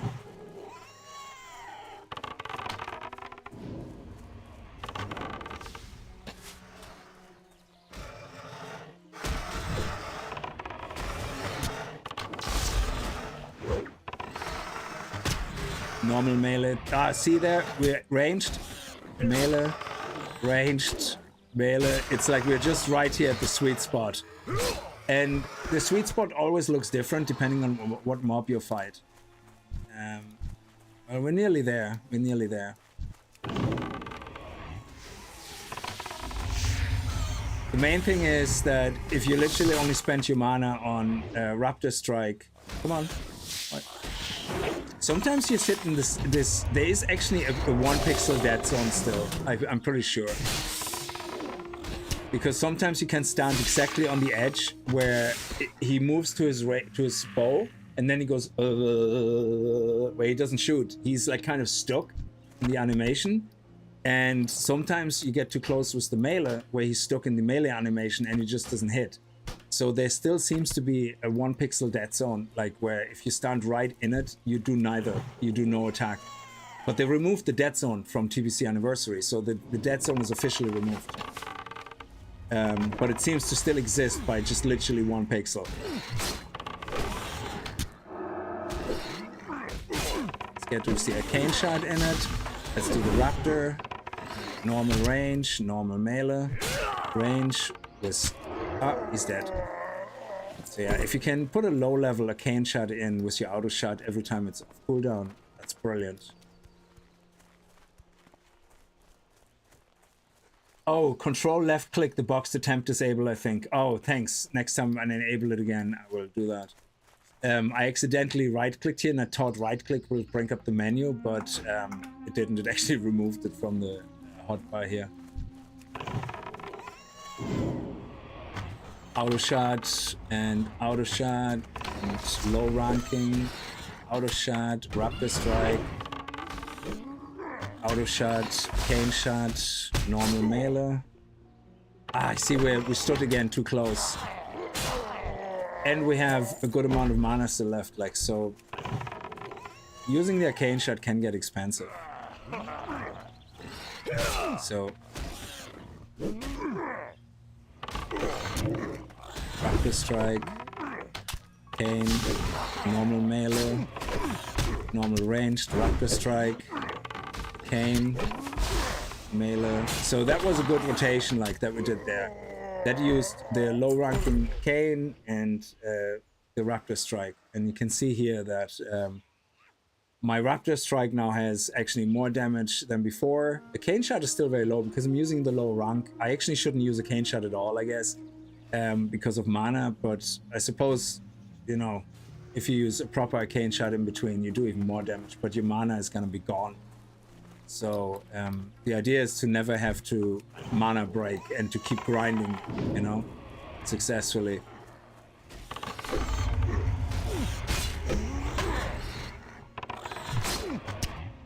You see, he got his actions mixed up there. I was standing in a weird distance.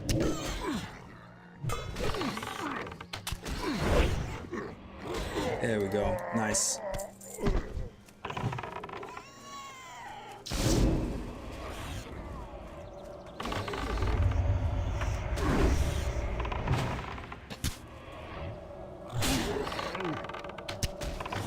Do a proper arcane shot here because he's a pain in the nuggets.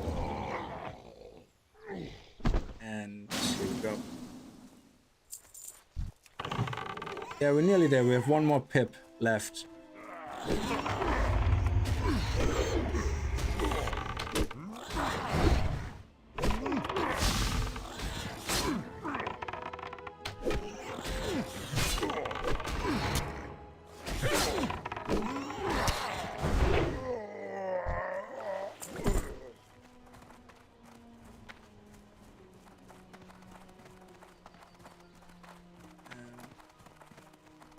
Yeah, that's pretty much it, isn't it? Because there's other people here as well.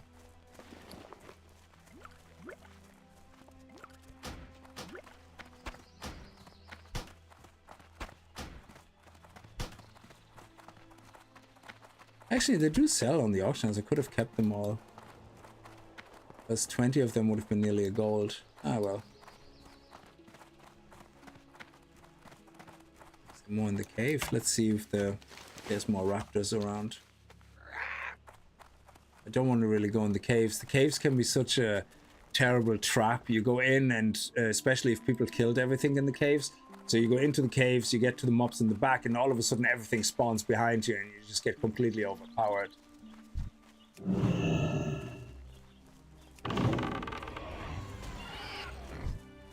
Okay, we're gonna take these two because there seems to be some competition here.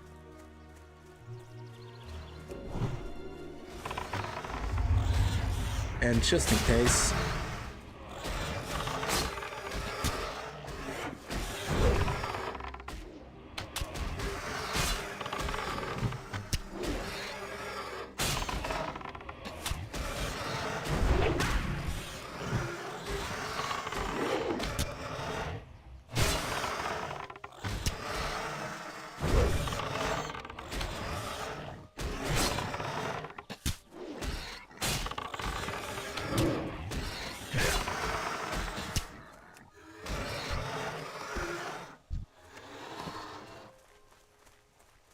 there's another one here. There we go.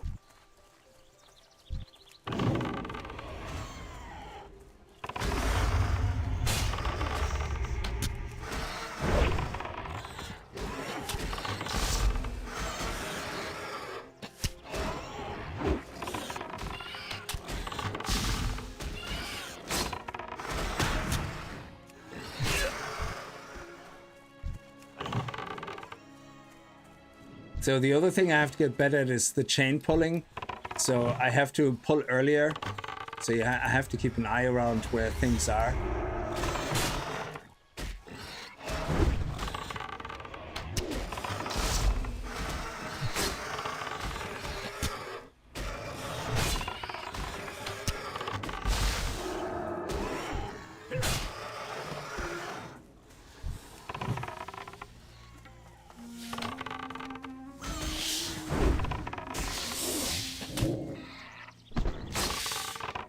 Oh, I forgot to heal my pet again. Jesus, I'm terrible.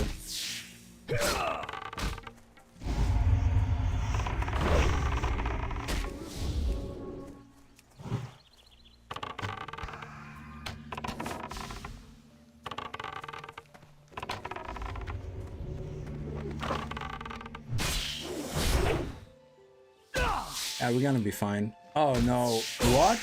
What? No, no, no, no, we're not fine. Shit, I have no mana. Why did he attack me? Why did the buzzard? The buzzard is supposed to be neutral. Ah. Okay, I need that spider. No, don't. He's like, I know you're alive. I'm just waiting for you to move. Don't do that. That's not fair. Oh, imagine pretending to be dead and having a spider walk right over your body. That is crazy. Okay. All right, we're nearly there. Looking forward for your playthrough of Menace. Saw some YouTubers started early. It's kind of sad you didn't receive the game early. Menace? Yeah, oh, I have a very shitty machine. Like, so a lot of times I have to wait for games to come out on GeForce Now.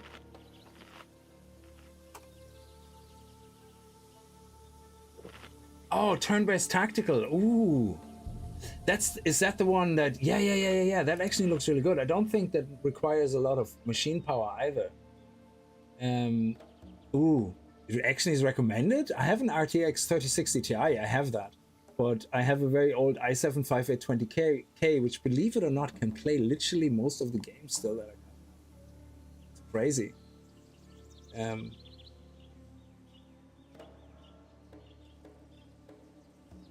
Yeah, so I might have to I might download the demo and have a look, because that looks interesting. Okay, let's get our pet resurrected. Yeah, thanks for mentioning that again. That looks actually pretty good. That happened in real life with a guy to a bear? No way. He pretended to be dead and the bear walked right over him. Holy shit, that was terrified the crap out of me.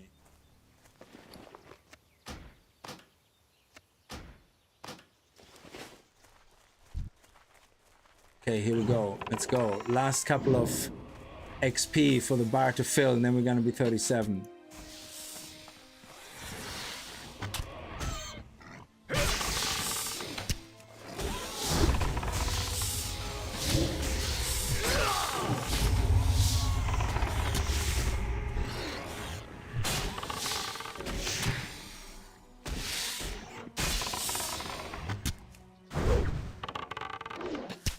Okay, we're actually healing. Okay.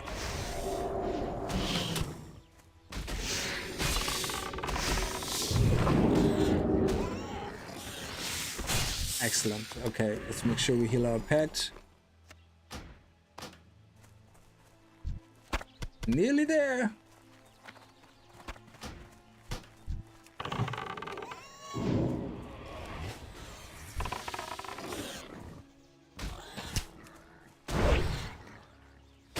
What is it doing? Why is the spider so weird? Why do I keep getting aggro? Hang on a second. I shouldn't be getting the aggro. Okay, I don't like this spider. These spiders keep messing with my aggro table. Shouldn't be pulling aggro that quickly.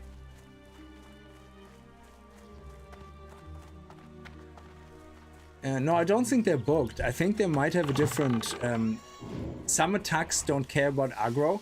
So when they do their special cast, I think they just pick a random person, potentially. But you can see here, the aggro table is here. Porkchop has maximum aggro, yeah?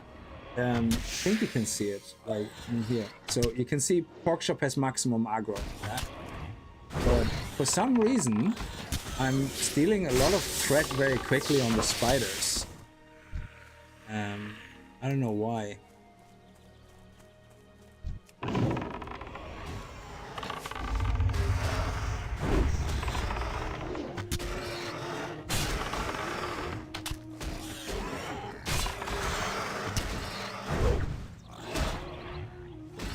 Yeah, usually it takes a couple of hits before I steal the aggro, but... No, actually, this one here first. There we go. 1 or 2 more kills.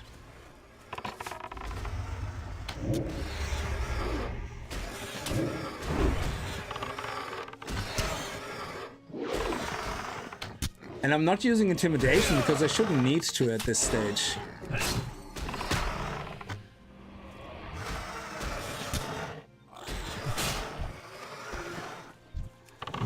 Nearly there.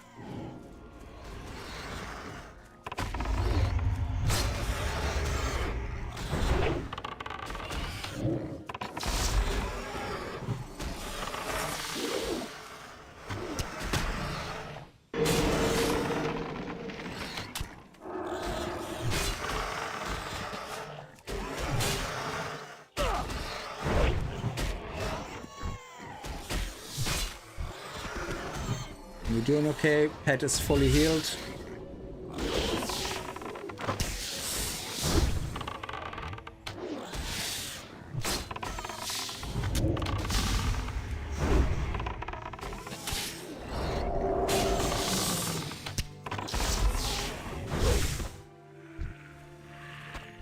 Oh, okay, we're still not leveled up. Okay, that has to be the last one though.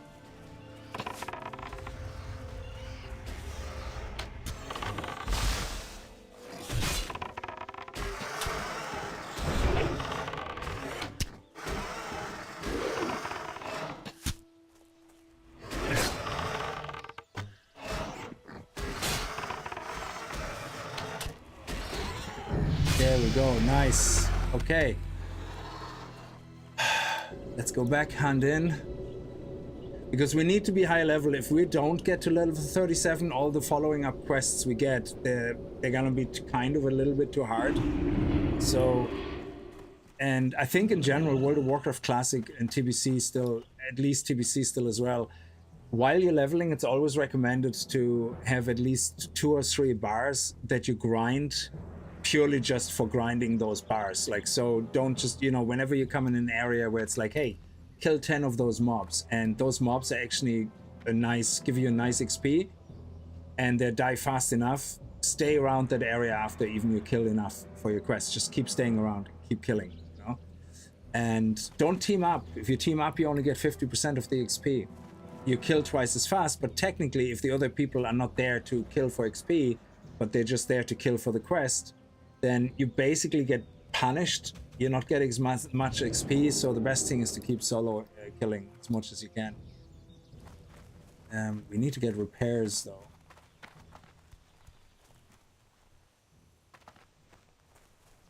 Okay. Where's our dude here? And yeah, we're doing well on the arrows as well. So what I'm gonna do is I'm gonna do some questing in between streams to get my Ravager up to par, and then hopefully eventually I can take my Ravager instead of Porkchop and play with my Ravager, because he's only level 13, so you know.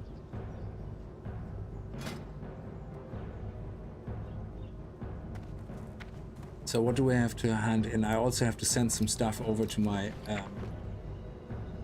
okay, so oh, nice. We are going to send 15 over for money for 2.2 gold.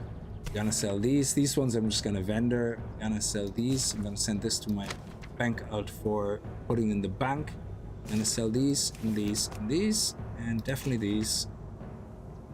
These ones are not worth selling. I should have kept them, but what are you gonna do? And that's it, I think. Yeah.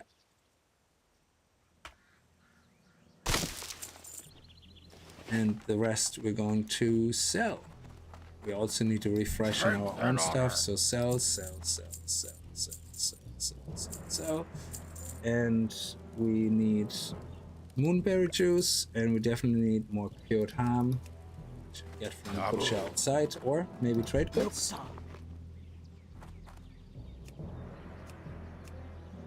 May your blades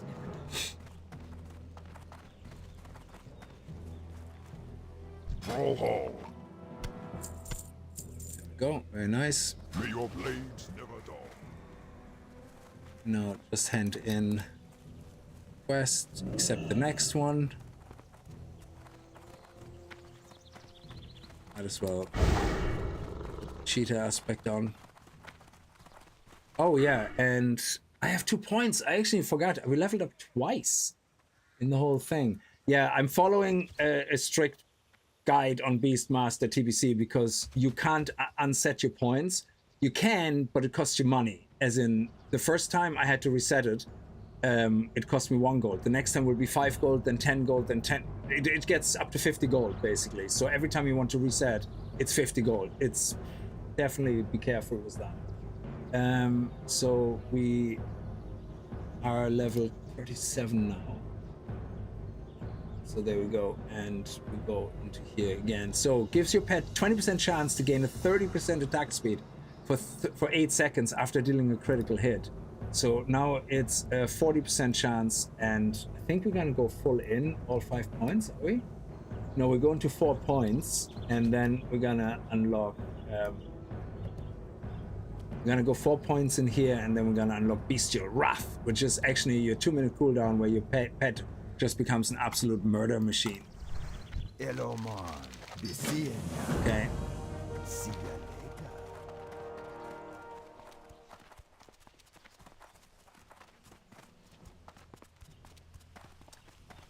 But yeah, we got the Ravager. I can't wait to get. Oh, we always have to wait. Somebody's always talking to him to do shit that requires him to look at something. I don't know what that is. Oh my god, now I have to wait? No, fly to Undercity. Okay, so...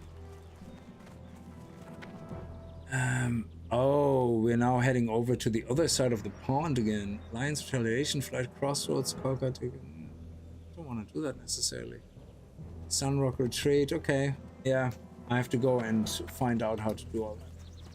But these are lower level, which is nice, so I might be able to get Ravager level. Speak, friend. Go forth to victory.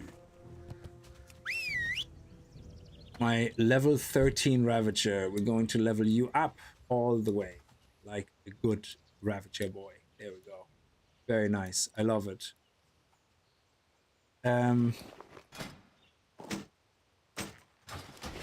Let's go into here, get our rested XP, and leave it here and go to our... See, there's my little buddy now. It's looking gorgeous. Had to go infiltrate Alliance quarters. There we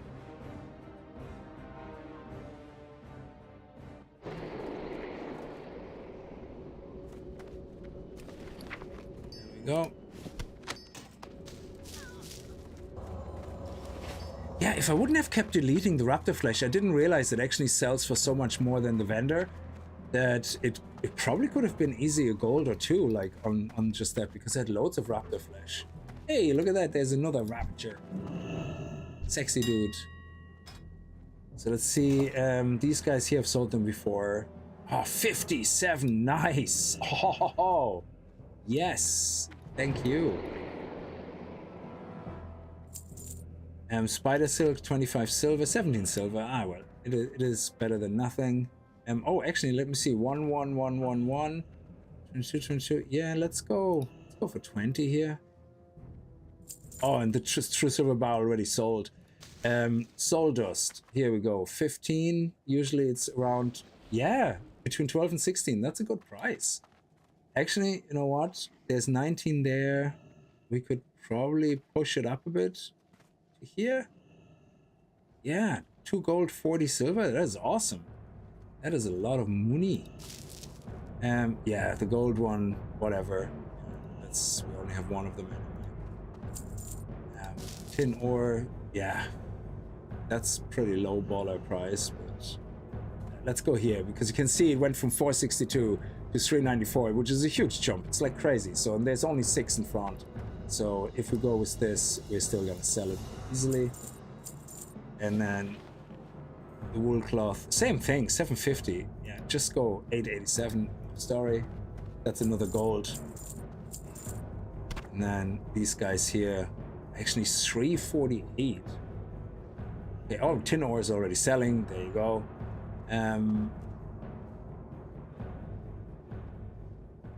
I don't know how many of them actually sold because they're not that great for leveling up. There's other things which are much better, so I'm just gonna sell that for whatever the current price is. And I'm gonna keep the recipe. So if all sells, we should get what, 2.5 gold, something like that. 4 gold, 76, and 142 is pending. So we're talking 6 gold. That's great. Would be really sweet. Yeah, that's already all sold. That is brilliant. Okay. And then we're getting back up on our gold machine. I mean, we spent what, 39 on riding in the first mount, so that was well spent. So yeah, I'm gonna leave this here. Did you ever play TCG Card Simulator? Yes, I did. I streamed a lot of it as well. I don't know if I streamed at the time back on Twitch, but you probably won't find it because Twitch deletes the old streams as well after a while. So I think on the YouTube side, you definitely can see the old streams. We played the crap out of it. We really enjoyed it, but it got really confusing then in the end. You know, it was just so much going on, but it was really, really cool. I love that game. There's another TCG shop game actually out, which looks very interesting. But anyway, I'm gonna leave this one here. I'm gonna have a look at the swing timer. I'm gonna look at that add-on and think the bulletin board. Yeah, so thanks for mentioning those add-ons. Very much appreciated. So, oh, maybe you weren't around at the time, like, and on holidays or something. Yeah, but thank you very much. I'll see you guys later tonight. Have a good time. Enjoy your weekend and stay safe. Bye-bye.